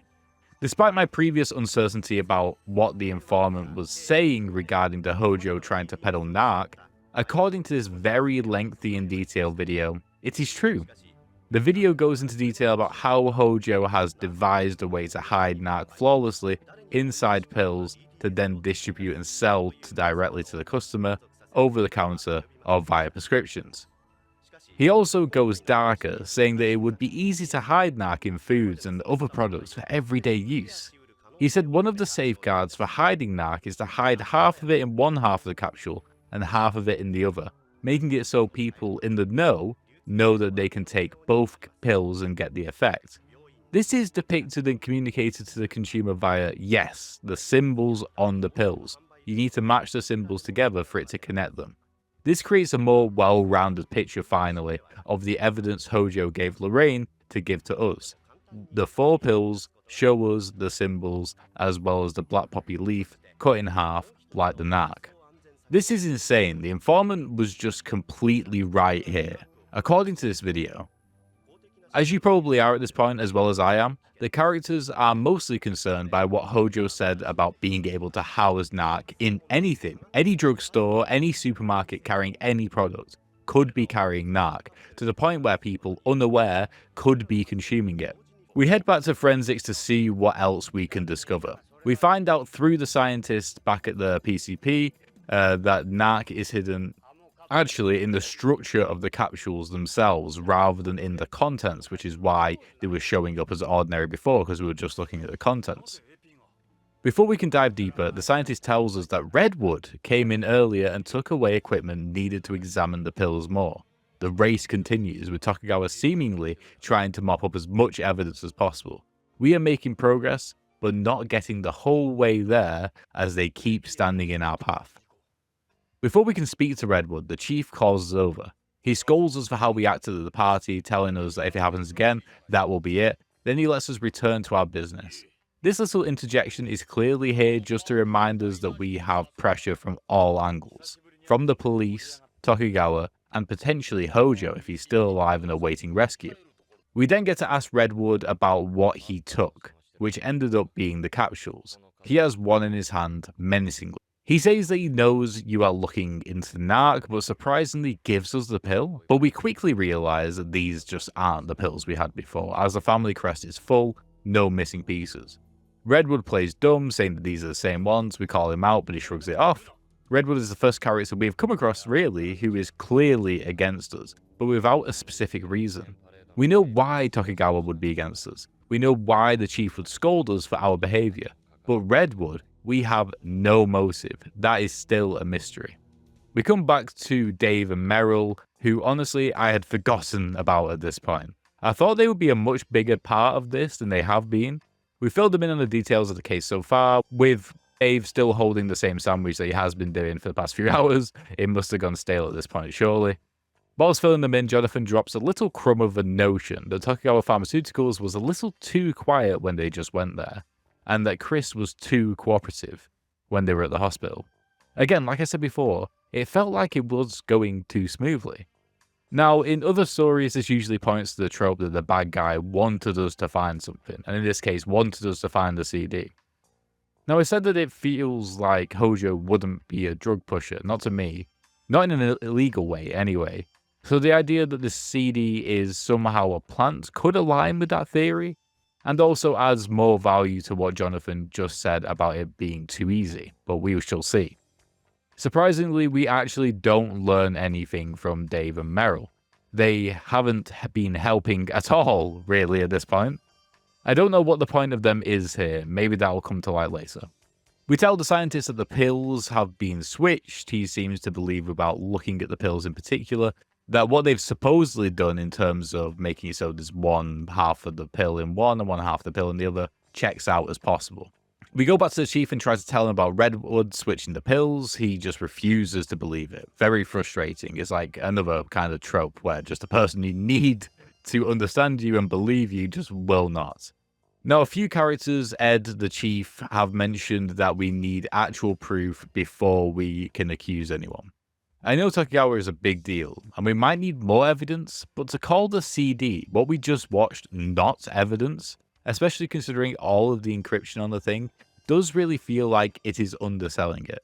It is a clear and obvious proposal to do something massively illegal under the name and operations of Tokugawa. After getting nowhere at the BCP, we head back to the museum in hopes that the informant is lurking around for some reason still. To our surprise, the spacesuit is back where it was, but with its head cut off and something written on its suit. There is a drawing of blood on a nearby plaque. It has a message on it which doesn't really make sense to me, but the characters say it looks like a diagram of a solar system, and with that in mind, it feels like we're sort of focusing on Pluto here, as it shows a planet not in the regular orbit of the sun. Pluto has been mentioned a few times in the game so far, but nothing concrete. They then point to a part of the museum showing planets, with 10 instead of 9. This is quickly revealed to be the head of the informant covered in flies, suspended in air.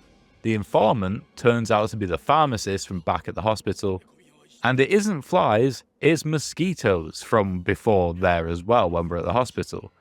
With two things related to Chris here, both her pharmacist and the mosquitoes, could this be Chris's doing? We then get into a rapid-fire light gun shootout with the mosquitoes, of course. This was actually incredibly tricky as they do a lot of damage very quickly. You kind of need to have a rapid trigger finger on this one, but we can't finish them off. Ed tells us to get out of here, which we try to do, but we can't leave. Suddenly an astronaut starts shooting at us. What is going on is actually insane here. I don't know if I'm selling this well enough to you. I'm not missing anything out here, literally. This is just what happens in sequence with no explanation. We end up killing the astronaut, and we don't get the opportunity to see who it is, but it was clearly someone trying to kill us. Maybe the same person that killed the informant, and we just sort of interrupted them. We finally get out with not really much to go on after that whole altercation, though now the game starts a flashback to everything we know so far. It turns out that the guys think that the pharmacist was trying to sell K9 under the nose of Tokugawa, which would explain why he stated that 97 of the set of pills were missing. Maybe the 97 was just his private supply they didn't count. They also say that Tokugawa must have known that pills were getting out, so they must have known that Hojo was selling the pills to the pharmacist or sending them anyway. The theory is that Hojo was caught, and before they got to the pharmacist, he tried to get us to help him by taking Tokugawa down first, which all makes sense.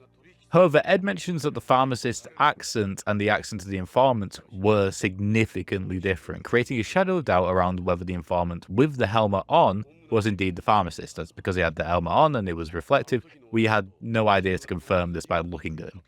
They specifically mentioned that they had no idea it was indeed the pharmacist due to the helmet, like I said, as they couldn't confirm it, sending the player down the path that maybe the madness we just experienced in the museum isn't as cut and dry as we think, despite it being insane. They briefly talk about the guy who tried to kill us in the suit, saying that they should ID him, but before that happens, something very intense happens. Ed pauses and says, "Look, there is someone under the car." This sent my stomach into spirals. The timing and delivery was excellent to make me go, wait, what? And like kind of shudder. It turns out it was the same guy who killed Lorraine, the person with artificial blood who got away earlier.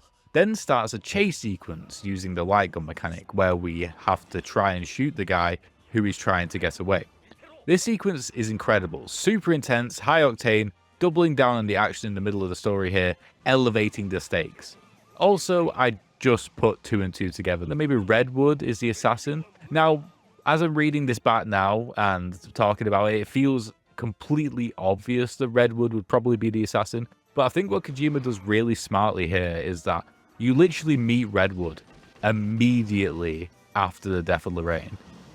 We know, through playing the rest of the game, that there are more people with artificial blood. But even right at the start of the game, we're just assuming that this is just another person with artificial blood. We're learning that artificial blood is a thing and that people have it. So why would we necessarily assume that this one guy who has it is the guy that just killed Lorraine? He's literally the next person you meet after this happens. I think that's very cleverly done. But now I do feel like Redwood has to be the assassin. He left PlanetSide at the same time as Jonathan, just after the death of Lorraine, making it clear that he was PlanetSide when it happened, and he is clearly a bastard of some kind based off our interactions we've had with him so far. Hopefully I'm right with this one, but again, we have no motive as to why. He just seems to be the worst. The sequence ends in a crash where the guy takes off on foot. We are bruised but okay. We chase after him and end up at a railway station. We get a quick bit of information about how trains work on Beyond at this point, sort of pausing the chase sequence to do a bit of world building regardless of how tense the situation is. And just so you know, it works on maglev, which is super fast and futuristic, of course. We then get into another shootout, this time way more difficult, where the assassin feels like he's hitting us almost as quickly as we're hitting him. Like the way the light gun sections work is that once you shoot them, they will change location, so they won't shoot at you. So the faster they shoot, the more likely they are going to hit you before you shoot them back.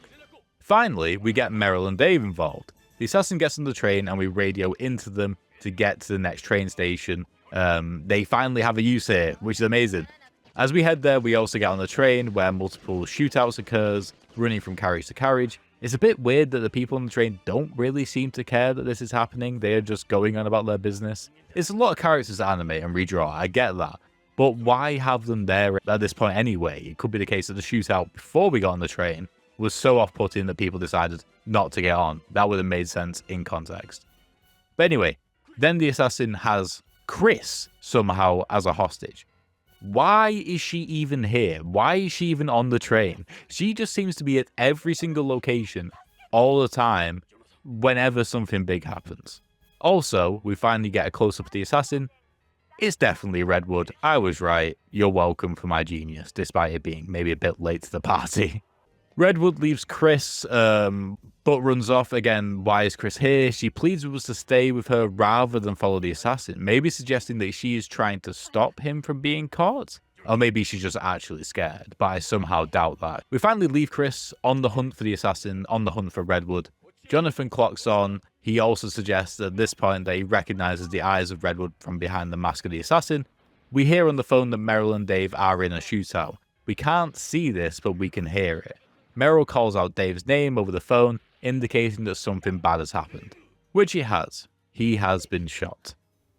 Before Dave dies, he says clearly that the assassin is indeed Redwood. He calls it out, and now everyone knows. I think this had to happen for when we got the close-up of the mask, because it would be weird that it became obvious to the player that it's Redwood, but all the characters still didn't know. Basically, the plot had to quickly bring every other character up to speed before it continued. Fired up even more by the death of Dave, Jonathan and Ed head to the store where we think Redwood went. We ask the woman where he went. She's just too hysterical to be helpful at first, but eventually she tells us he went out back. Not unlike the first alleyway chase at the beginning of the game puts up a fight when we try to progress. We're told that he's gone out back, but we can't progress. We instead have to ask the woman more questions. Ask if she's alright, inspect the store, before we can eventually move. However, in this instance, it's a little more interesting. The woman says that we are looking for a bomb that Redwood planted in one of these bags. This is clearly a diversion technique, where to get away, he left a bomb for us. Nice little present, thank you Redwood. We go through the process after identifying that the bomb is most likely in a counterfeit bag due to it being in the woman's bag, who has a counterfeit one. We get given the details of what a counterfeit bag might look like, then we have to go through each bag two at a time and eliminate one from the two until we are down to just 2 bags left in the store. Then we have to choose one. This is interesting, a nice little puzzle, but has completely stopped the chase dead in its tracks, which is a bit disappointing. However, I assume that we aren't quite ready to capture Redwood yet, as his reveal as a villain has only just come to light and we still have plenty of game to go. One important note here, before the search for the bag truly begins, the character spends a lot of time building the stakes, stating how many people live near the shop, including Ed's family, so we have to get this right. Not just so that players, but so that people the characters love also survive. This didn't need to be added, but it adds value and increases the tension in an already intense scene, which is always good, showing that sometimes even just a sentence can add so much to any scene in the game, but also it pays off the 20 minutes or so we spent with Ed's family previously as something which now adds value to the game later. Finally, we get to the bag. However, before we can call the bomb squad, Meryl tells us that HQ just won't answer, saying that we have been set up. My mind immediately goes back to what Redwood said. Never cut the red wire, always cut the blue wire. Sadly, this doesn't seem to be actually important, at least at first, as the process of defusing the bomb just comes down to a similar process we went through when playing the CD in the computer. Just follow Ed's instructions. It is still incredibly intense, but I was hoping that the player would be rewarded here by remembering something. Well, that is what I thought initially, and kind of still do, because the last step is to cut either a red or blue wire, and we have to cut the red wire. This leaves me a bit confused as to what to think here. You would think that you would be cutting the blue wire based off what Redwood said, and Redwood made this bomb. The game doesn't reference a conversation with Redwood, Jonathan doesn't explicitly recall, I don't have a conclusion here. Maybe it was important, maybe it was a throwaway line, maybe it was Redwood trying to plant the seeds to then make you defuse the bomb wrong later. But anyway, the bomb is defused and Redwood got away. After all that, we can take a breather as we now move on to Act 3, titled Drug. We are back in the office with the chief clearly upset with us, mainly calling us out for the shootouts with 18 people injured. The chief says that now we have to leave this to the AP, which is awful because Redwood is AP. The chief reminds us that we are not a Policenaut anymore, we are a visitor. He says that he can no longer rely on us. He ends by saying that Jonathan's gun needs to stay with the chief. However, it isn't all completely lost. The chief leaves us by saying that if Jonathan can get more evidence, there might be something they can do. But he still doesn't believe us about Redwood at all. We aren't kicked off of Beyond just yet, but we are completely on our own now with no gun. If the game carries on as it has done for the last hour with a million shootouts, that could turn out to be a big disadvantage. There is also a little bit of hope regarding on getting evidence for Redwood. In the chase, a vial of artificial blood was dropped. If the scientists can match this to Redwood, maybe we can finally obtain enough evidence that Redwood was at least at the scene of the chase. The last thing we are left with at the BCP is the idea that we don't know where those capsules went, you know, the ones that Redwood took from the scientist. We can't get the evidence on them until we find them. So we head back to Tokugawa Pharmaceuticals. Again, the game doesn't give you a choice here. Maybe making sure that after you've had another rug pull of resources and information, the player isn't completely lost with regards to how to progress. We inspect the door at the back of the lobby, and it just opens. Again, way too easy here. The easiness hasn't paid off yet, as I keep mentioning, but that was very much too easy. Behind the door is a massive black poppy field. This is the motherlode of evidence, surely. Remember, black poppy is used to make narc. We gather the black poppies as evidence. I'm insanely worried at this point that having this on us could lead to some unfortunate circumstances if we are caught by the wrong people. We venture further into the room to find parts of the compound that synthesizes the black poppy, and we actually find some of the capsules that we are after. If it turns out that this being easy isn't a thing to come back and bite us, then maybe we should have just done this whole investigation at night, where nothing seems to put up a fight.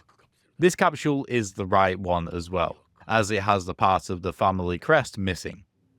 We head back to the PCP in the morning with the evidence. This is surely it. We tell him that they are making narc, we tell them about the pills, we tell them everything. He is a bit apprehensive about this, but he actually agrees to finally taking down Tokugawa. I should feel excited at this point, but I am incredibly terrified that something bad is going to happen. The game has conditioned me for this at this point. I am just half expecting the entire Black Poppy room to not be there when we go back. The chief assembles the AP squad in their suits to head to Tokugawa Pharmaceuticals. We get an insanely cool cutscene of everybody assembling, but in the middle of it all is Redwood. The only thing we can point to at the moment as being the downfall of this plan so far. Outside of Tokugawa himself, of course. We are told to lead the way into Tokugawa Pharmaceuticals. We meet the guard who isn't best pleased to see us, as well as the rest of the entourage we brought with us. The guard won't let us in, so we go to do so, and then Tokugawa appears behind us. He tells the chief to clear the place, much like he did with Ed, but the chief stands firm. Tokugawa asks him again, but again he says no. Tokugawa is trying to use his influence as much as possible here, but it isn't working.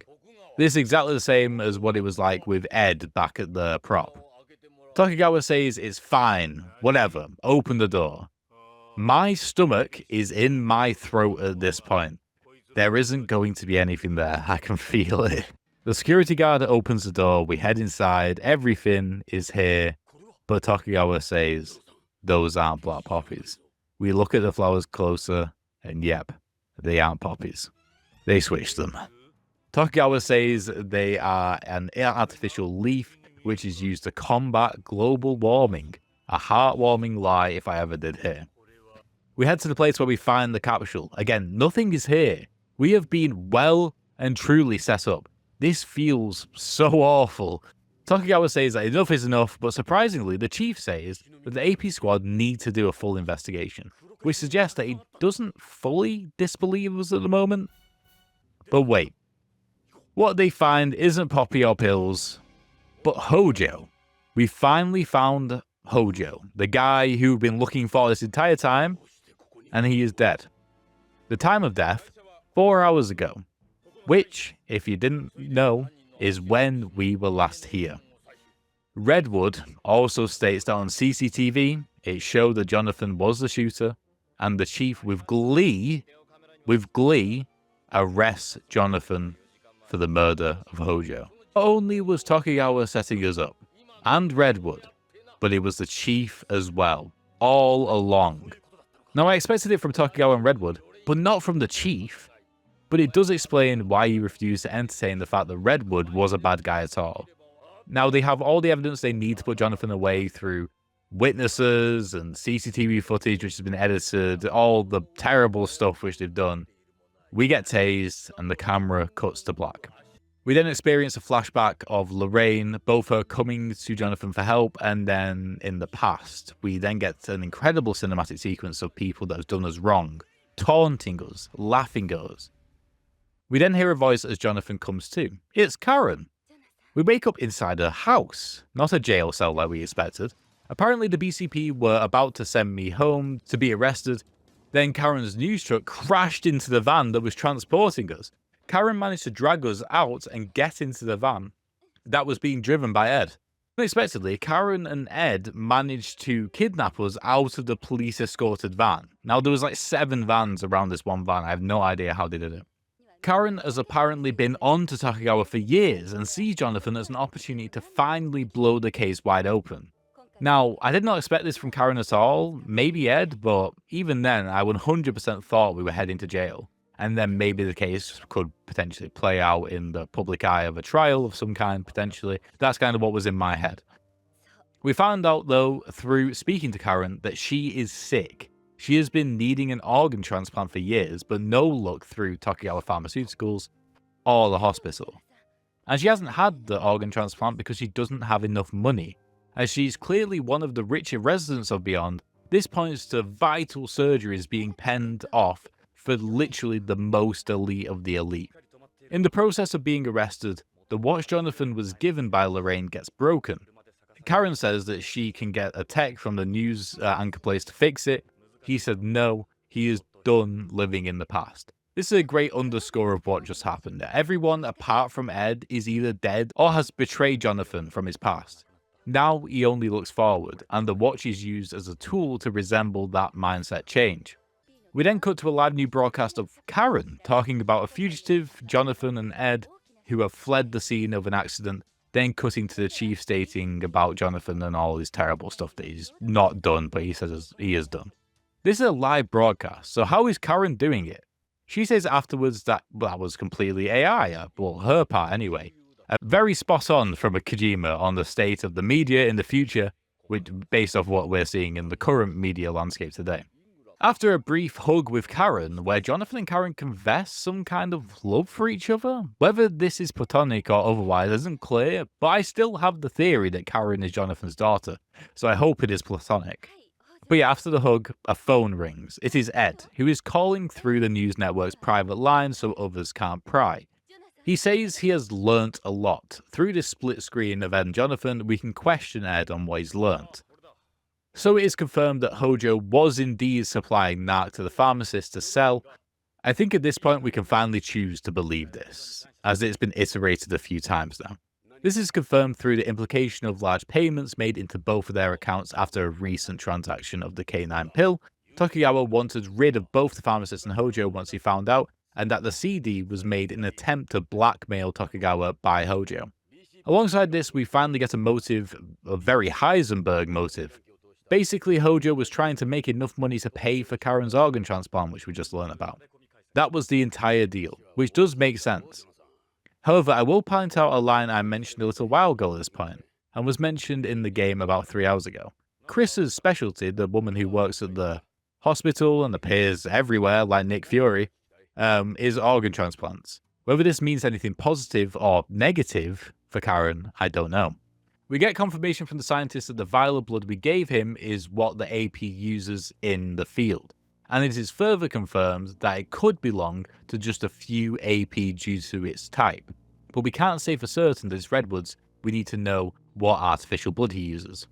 When we ask about what the plan is at this point, after we've just been absolutely murked by everyone who's against us, Ed states that there is just too much evidence against Jonathan, edited footage, witnesses, etc. However, Ed says that bodies don't lie. Getting to Hojo's body could be the key, and his body was sent to the hospital. There seems to be a lot of potential evidence to help Jonathan on the body. No defensive wounds, for example, and the scientist who looked at the file, not the body because he couldn't, says that it's clear that he was shot after he was dead, which makes sense considering that the pharmacist, who we can now trust, says that Hojo was killed a while ago, not 4 hours ago. Everything is pointing to us needing to head to the morgue in the hospital. Oh my god. I can't believe I'm rereading this as I'm saying it right now. After the phone call, Karen is now holding a gun on us. The chills I got through my entire body, I can't even tell you. Why is she holding a gun against us? Our gun. We have no idea. Turns out it was just a prank, bro. Kojima. I can't handle any more of this. Literally, it was just Karen deciding this was the perfect time to play a prank. I literally cannot even. After that, Karen wants to come with us to the hospital to help out. Honestly, I don't even think we should be going due to us being the most wanted people on Beyond. But it looks like we are now both going. My heart can't take this. The relentless twists and turns of the plot and the pace of the game is just continuing to build and build. Then we move on to Act 4, Organ. We get to the hospital at nighttime with Karen. We find our way to the morgue, fumble for the lights, and then get jump scared by a body, and to be fair, it is terrifying. I don't know why Jonathan gives Karen a hard time for being scared. I would be too. Quickly we get another surprise, the scientist. He is already dead. Clearly he knew too much by looking at the file and was immediately killed off. Anyone who is close to this is just getting dispatched as quickly as possible by Tokigawa and the BCP. Another example of just how dangerous what we are doing is. Then Ed shows up. Again, another jump scare. He just appears from like a dark corner. We haven't been able to find Hojo alongside the scientist. We also found one of Dave's organs in a tube though. Not sure why it's there, no one knows, but something is clearly going on with Tokigawa and organ harvesting too. That's a new thing. And now there's like 3 separate instances of organs being mentioned very, very quickly from Chris, Karen, and now Dave. It turns out that the spooky body we first saw is actually a fake body, and all the bodies have been transferred to Tokigawa's moon plant. So now we must travel to the moon if we want to find Hojo's body. This is played out so nonchalantly, like just another trip to any other place we've gone to before. Downplaying space travel to show the player that it isn't just simple to go to space, but it's also really simple to go to different planets as well as moons in the world that this game is set in. And that is it for Act 4, a very short act, literally about 10 minutes, and we quickly move on to Act 5. Usually games do this towards the end to build up pace. Maybe the player is getting lethargic at this point in the game, so almost like cutting chapters in books into 2 or 3 chapters to make the reader feel more accomplished, the game might be doing the same with acts to keep them going. Act 5, Luna. Here we are on the moon plant. We find ourselves as part of a tour where we discover that since 1979 the moon has been used as a way to generate resources that belong to all of mankind. Whether they still do, due to the moon plant being the Tokigawa moon plant, not the humanity moon plant, I'm not so sure. There's a big opportunity here that Kojima is using to really sell that alternative history idea. We're about 10 minutes of speaking to the tour guide, asking about different parts of the facility to try and find out where the bodies are kept, only for him to really just go on about moon history with every single answer. They managed to dodge getting back onto the ship to return to Beyond. Jonathan states that they have the time it takes for the shuttle to get back to Beyond to do some investigating uninterrupted, as they won't check the passenger log until then. So the stakes are raised yet again, this time in the form of an unknown, unseen timer for when the ship gets back to Beyond. Quickly we find a room full of tanks, which have a bunch of different bodies in them. The insanity of this is not lost on the characters, but they are in business mode at this point, with both Ed and Jonathan saying that this is just another thing to add to the list of evidence to present to Karen to then expose on the news network against Tokigawa. Before we find Ed, we find Dave's body. We learn that these bodies are technically alive, which is horrific. Their damaged organs replaced with artificial ones and are being kept alive on life support. We then find Hojo, with his bullet wounds already stitched up. It is noted that whoever shot him was careful not to hit any organs in the process. The ball drops here that we were looking in the wrong place this entire time. Hojo has been alive, or whether or not I'm not sure, on the moon during this entire investigation. Now remember Salvatore from the garden party in the prop? Well, he is here, and with a gun. He is here to put a stop to us, Tokugawa's guard dog. It turns out that from Salvatore's classic villain monologue, that Tokugawa is in the business of selling organs. These people are being kept alive and fresh so that Tokugawa can sell organs to people who need them. It is like a battery farm for humans. Where does Narc come into all this? Well, Narc is the currency that Tokugawa uses to pay gangs planetside to send bodies up to the moon base, for Tokugawa to then keep alive in these vats to harvest. Tokugawa was never trying to drug the population of Beyond directly, they just made a product which was valuable enough to the gangs on planetside so they could cooperate with them. This is an incredibly sinister reveal. Everything is coming to light. All unanswered questions are beginning to get answered, and we still have another hour of the game left. It turns out that the reason or the desire for organ transplant being so intense for Tokugawa is that it has been realized over the years that first generation humans which came to space and not born here, are deteriorating quicker and quicker, mainly their organs. So this is yet another scheme for the richest of the rich to ensure their own survival. Capturing innocent people that a missing poster warrants nothing more than a sad glance, just to fuel their existence. I remember when I mentioned that a segment of women are considered to just be breeders. Well, one of the organs they harvest are wombs, which are used to grow artificial humans. So young women are being kidnapped just for their wombs to be used to grow a new breed of humans to do Tokugawa's bidding, like Redwood. It's gross.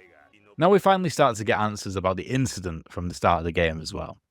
Well, we get all the answers really quick. It's just one answer really. Salvatore was the one who sabotaged the suit, causing our line to break and honestly just completely ruin our lives. We lost Lorraine, we lost everyone we know for like 25 years or whatever. Honestly, this is a bit disappointing. Whilst all of this is going on, I was really eager to find out about this last missing piece of the puzzle. What happened? Turns out the most obvious thing happened. Tokugawa was planning to take over Beyond since then, and knew Jonathan would get in the way, so he tried to dispatch him early, again using Salvatore to get his hands dirty. After all this, we get a shootout with Salvatore. Let's put an end to this bastard. After a quick shootout, we get him an unceremonious end to a truly heinous character who we barely saw but felt the impact of. That's one down of the big three. We also have Tokugawa and the Chief still to take care of. We now head back to the information center and look for something called the Mass Driver, which sends payloads into space. The idea is we hitch a ride on this thing, which by the way sends things, not humans, into space at 100 Gs. Remember, there is no shuttle for us to take. This is the only way back. Again, a pretty quick act. Now we are on to Act 6, Biomorts. After 6 days in the pod, we somehow end back at Ed's place. I have no idea how we got back to Beyond, whether we crash landed, whether it's like a slipstream, whether a big crane plucked us out of space. I have no idea why it happened or how it happened. There's no explanation. We get through the door and someone has taken Mark, Ed's adopted son. All that is left behind is a note saying that we've got him, comes to AMM, which is the museum if you forgot. The jeopardy of the tension never stops. We make a lot of progress on the moon and it results in a direct attack on Ed. Of course we head straight to AMM. The problem, it is the anniversary, of course. It's been mentioned a couple of times now. We are in a news van with Karen and Jonathan making use of the CCTV feed on AMM, whilst Ed goes in alone, but with Meryl in tow, hiding in the shadows to support. We then get a really cool scene where we actually get to flick between the cameras as Jonathan communicating with Ed and Meryl, trying to aid them in finding Mark. Additionally, what's cool here is that in order to tell Ed or Meryl anything, we need to flick the camera back to them, resulting in us in oftentimes making progress, or feel like we have a clue, but then need to switch the camera off of what we found back to them so we can tell them to go to a different location, so then we can switch back to it and then be able to click on them and click on the thing at the same time to be able to communicate to them. It's a interesting use of the available mechanics to the game due to the point and click nature, using just the point and click inputs, which adds something fresh to the game so late on in its runtime. as well as elevates the context. Hiding in the van with CCTV footage, communicating to people inside, is straight out of a cop drama, which is great. Finally, we see Mark with an astronaut. Ed can't wait, he just goes in. We can't stop him. Honestly, I don't blame him. Helpless, we see on the cameras that it was obviously a trap. Someone comes in with a gun and grabs him. On top of that, the man with the gun looks straight in the camera and addresses Jonathan before shooting Ed in front of Mark. Now, this is 2 dads Mark has had, which has been shot in front of him. This is a terrible childhood for this guy. Before Ed can tell us who was in the spacesuit, not the guy with the gun, the spacesuit, the camera cuts away again to the assassin telling us he is coming for us. Ed isn't clearly dead, but he is wounded, that is for sure. Also, in the madness, Karen fell ill, not because of any wound, but because of a condition with her, her organs. We then head to the hospital where Chris is looking after Ed. I still don't trust Chris, especially because of her organ transplantation sort of, job. I don't know how to describe it.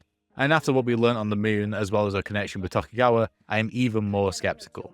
In other contexts, with another build-up, I would feel relieved that Ed is here, but we can only assume that Chris can't be all good.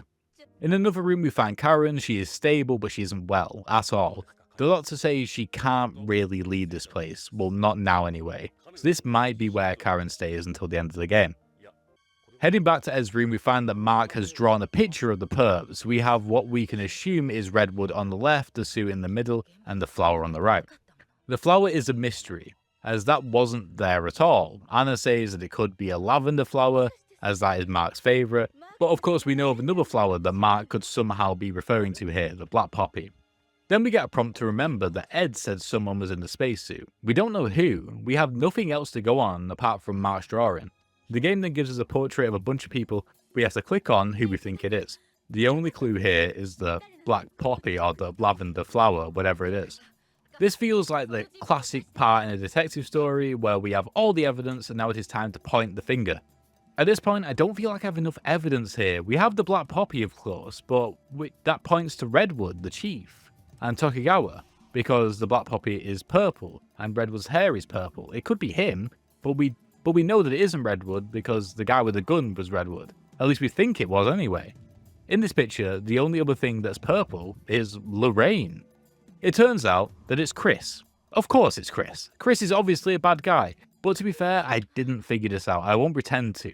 The clue apparently was that Chris wore lavender perfume when we met. I don't think I mentioned this in the video, because I didn't think it relevant, even though I've mentioned quite a few irrelevant things in this video just in case.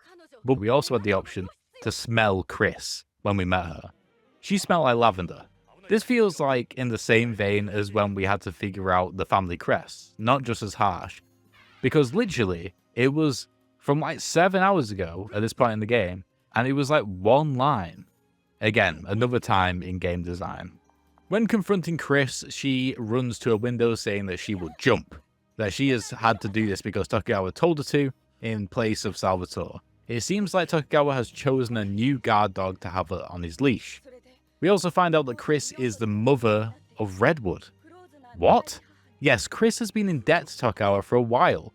To pay it off, she became his lackey, as well as gave birth to one of the very first artificial humans, which ended up being Redwood.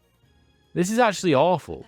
We find out that women, even if they want to, are not legal guardians and can never be parents of the children they give birth to this way. The babies are property of Tokugawa. Through the delivery here, you can feel her pain, and it's obvious the pain that she feels is well and truly awful, and yet she still is forced to work with the man who did this to her. Jonathan tries to get her to see that she doesn't have to do this anymore. She doesn't have to do what Tokugawa says. He pleads her to break the leash, to break the cycle. He implores with her to be the solution, not the problem. She finally stands down and says that she will tell him anything, which is huge. Or it would be, because then she's shot by Redwood, of course. Redwood killed his own mother in front of us. Before flying off, he says to meet him at the prop, and then we get to Act 7, the duel. The screen fades back in to Ed. He still hasn't woken up. Meryl tells us that the prop building is now swarming with APs. It is just down to Meryl and Jonathan now. In a moment of weakness, Meryl says that they should just leave beyond. Jonathan says no. Even if he wanted to give up, Ed and Karen can't be moved and are in danger. He also remembers that he made a promise to Lorraine, and he has to keep that promise. We head to the prop and just go crazy, really, starting a series of shootouts with AP soldiers on our way to wherever Tokugawa and Redwood are, and I assume the chief too. One thing to mention here, unlike the rest of the light gun segments, there are more than one enemy. There are a lot of enemies, dozens, and enemies die in one hit instead of many. I think this is to maintain the balance previously established, where the accurate shot to health ratio for the player is the same, but to sell the idea of overwhelming opposing forces fighting against the player rather than just dealing with one at a time. To be clear here, what I mean by that balance is that the player probably has to shoot the same amount of bullets as if they were fighting just one person, but they have a bunch of other people shooting back at them, so it kind of evens out. In the parking garage, we start a big boss battle with Redwood in his AP gear. He says that Tokugawa and the chief are in the garden, but first we need to get through him. He then abandons his suit. We try looking for him with just a trail of blood as a lead. He starts to call out, taunting us about what he did to Ed. He rubs salt in the wounds by saying that in no uncertain terms that he has no motive. He is just in it for the thrill, for toying with Jonathan, for playing with him, and that's how he sees it. This is very, very reminiscent of Higgs from Death Stranding. Literally a bad guy just because he's a bad guy, and that's not a bad thing. Sometimes bad guys are bad guys, and that's fine, like the Joker from The Dark Knight, an obvious example which everyone points to. Then begins the final phase of the boss fight. Finally, after chasing him repeatedly, we finally get to a final confrontation with Redwood, finally. Before we finish him off, all these deaths of all the loved ones we have met along the way, including his mother, died to his hands. Redwood is undeniably evil. His last act of evil is to deny us a chance of revenge, at justice, by throwing himself into the abyss below before we can get a shot off. Now that leaves the chief and Tokugawa in the garden. When we get to the garden, we hear the chief over what sounds like an intercom, but it isn't an intercom. Instead, it is coming from inside a giant, souped-up, golden AP suit. Now, during the beginning phase of the battle, which is really short, one really cool effect is that the more you shoot, the more blood starts to flow around the zero-G garden. The chief starts to explain that humans need to evolve. They needed to evolve as soon as they went into space. The space age came too soon, and he needed, along with Tokugawa, to be the ones to get humans to where they needed to be, evolutionary-wise. This is through the organ business, through the pills business, all of which, as he fails to realize, or at least not admit to himself, are just for the rich, the people they deem worthy. In a beautiful turn of events, we are the ones pulling the rug on the chief here, unbeknownst to the player. His entire monologue, thanks to Meryl and the setup given to us by Karen, has been broadcasted not just for all beyond to see, but for all the worlds to see. This is so satisfying. The odds seem to be so against us, especially when just using brute force because of what the chief was wearing, the massive AP suit. So for this to happen is just an incredible feeling. With nothing else to lose, the chief removes all pretenses from his public exterior and tries to kill Jonathan. This is met with a blow to the head by the hands of no other than Ed, fresh out of the hospital, barely standing. What a guy. Coming out of the elevator, there is no respite. We are confronted immediately by Tokugawa. Again, it looks like our end is near, but again, in another awesome turn of events, Meryl and the police are here as well, ready to defend Jonathan and take down Tokugawa. Incredible music starts playing. It's super emotional, followed by Tokugawa being placed in cuffs. We finally achieved what we set out to do. We finally got justice for Lorraine. This last act started out as a gung-ho, nothing to lose mission, no detective work, no sleuthing, just guns blazing. And unknown to the player, Jonathan, Meryl, and Ed work together to tactfully bring down the chief and Tokugawa. First the chief to get the police on side by revealing everything, then Tokugawa utilizing the police now everything was exposed. Truly a masterfully done ending. Then we have the epilogue. No more acts. This is it. Which starts off as a summary of the capture of Tokugawa, the organ dealing, the narc, the crimes, everyone that was murdered at his hand, or more so Redwood via his orders. The world now knows, and it's thanks to Lorraine starting it all by reaching out to Jonathan and setting him up on his journey, and then her daughter Karen exposing it to everyone via the news. The epilogue continues by showing us that Jonathan is heading home. We find out that Karen is okay, she's recovering. We also get to see a beautiful picture drawn by Mark showing Ed as his dad. Honestly, reading this now as a dad myself, the chills at this moment, like, is such a beautiful idea. There is no other character that's gone through more than Ed in this story, and this is a perfect payoff to show that we have left him better than we found him. He has a new lease on life, a new purpose, a new drive for justice, and he's made a breakthrough with his son Mark. As we head out to our gate, the theme music plays again. Meryl and Ed see us off. On the plane home, we see Karen on the news showing again that she is well, and we read the letter we got from her, which comes from her doctor, saying again that she is going to be okay. Jonathan sits back, relaxed, accomplished, his job is done. The theme song starts again, and the credits play. The journey of Policenauts is over. Now, I won't keep you too much longer, as this has been a long video as it is, but I just want to leave off with a summary of what I've learned about narrative design through my playthrough of Policenauts. But before that, again, I just want to quickly thank our sponsor of this video for making this playthrough even possible, JP Fans. As I said at the start of the video, JP Fans are a website that curates, lists and distributes exciting items like memorabilia, games consoles, figurines, cards and more from the Japanese secondhand market. They are a great resource for getting anything nerdy and cool from outside of Japan, especially games and other products that never made it overseas, like Policenauts. Through this collaboration, JP Fans gave me my own referral link, which you can find in the description as well as in the bio of my channel, and if you sign up using that link, you get a massive $86 off shipping in the form of a coupon. If your order ends up being anything like mine in terms of size, that should result in the shipping being free of charge for at least your first order. Of course, depending on what order and where you live, this may vary. So yeah, if you're into this sort of thing like I am, then this is a good opportunity to explore what JP Fans has to offer.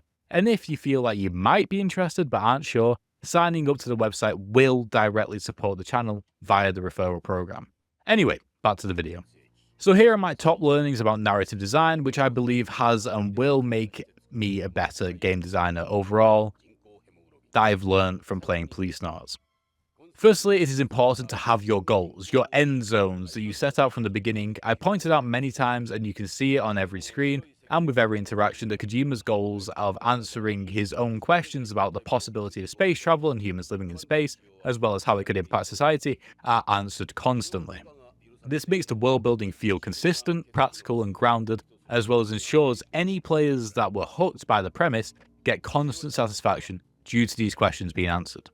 Secondly, take your time to build. This video, though truncated the game massively from its around 11 to 12 hour runtime, matches the pacing of the game pretty well. The first third is slow, quite a bit of exposition and character building, as well as building intrigue about the world and about the case. This slowly bubbles into the altercation at the prop, which ignites the pace of the game all the way to the very end. At this point, the player has bought a non-refundable ticket at the game at this point and is now drinking whatever Kool-Aid you pour them. It is important, though, to keep that intrigue up at the beginning. This game is incredibly efficient with its time, bar a few moments where the game purposefully slows down to over-explain certain aspects, such as how pills work, in order to pay them off later. But the player doesn't know that at the time, and that leads on to my third point. Just because you need to pay something off, it doesn't mean you need to pay it off early. A lot of games do this, even a couple of games I've worked on in the past. There is this need, this desire from whoever is managing the narrative of the game to make sure the starting hour or two is rammed with exposition, with the fear that if it's not, then the payoff later won't be worth it, or might confuse the players. A lot of stuff that pays off later either has maybe a couple of minutes of spotlight at the beginning, such as when Salvatore was the bad guy at the end and you saw him tampering at the beginning, or who the assassin is. But then there are so many other aspects of the last few hours of the game which aren't even mentioned until halfway through the game. It's important to set up what you want to pay off, but it's equally important to plot these out so they aren't all bunched together, overloading the player and potentially turning them off from the experience. Fourthly, always be character focused. Despite everything I've said about exposition and world building, this is all paced out in the in-between moments between the big character moments.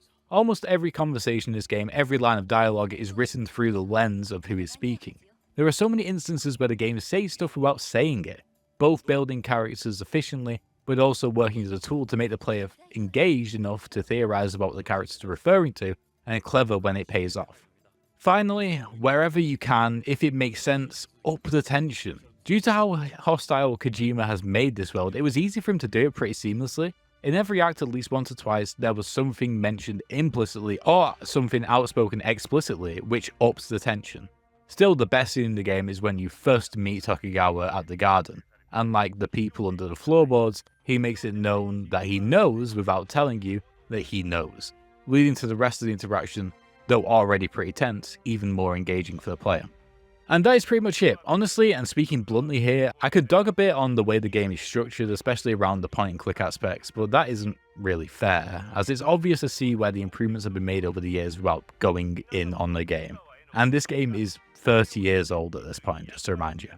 Anyway, that is it. I feel like I can breathe again, though my throat is very sore after reading all this. I've never made a video this long or this in depth about any game, or anything really. But I really wanted to put my all into this one, as when I found out about this game, I already knew that it would deserve it. Also, like I said at the start of the video, I don't really know any other way to structure a narrative design video, other than to just go over the entire narrative.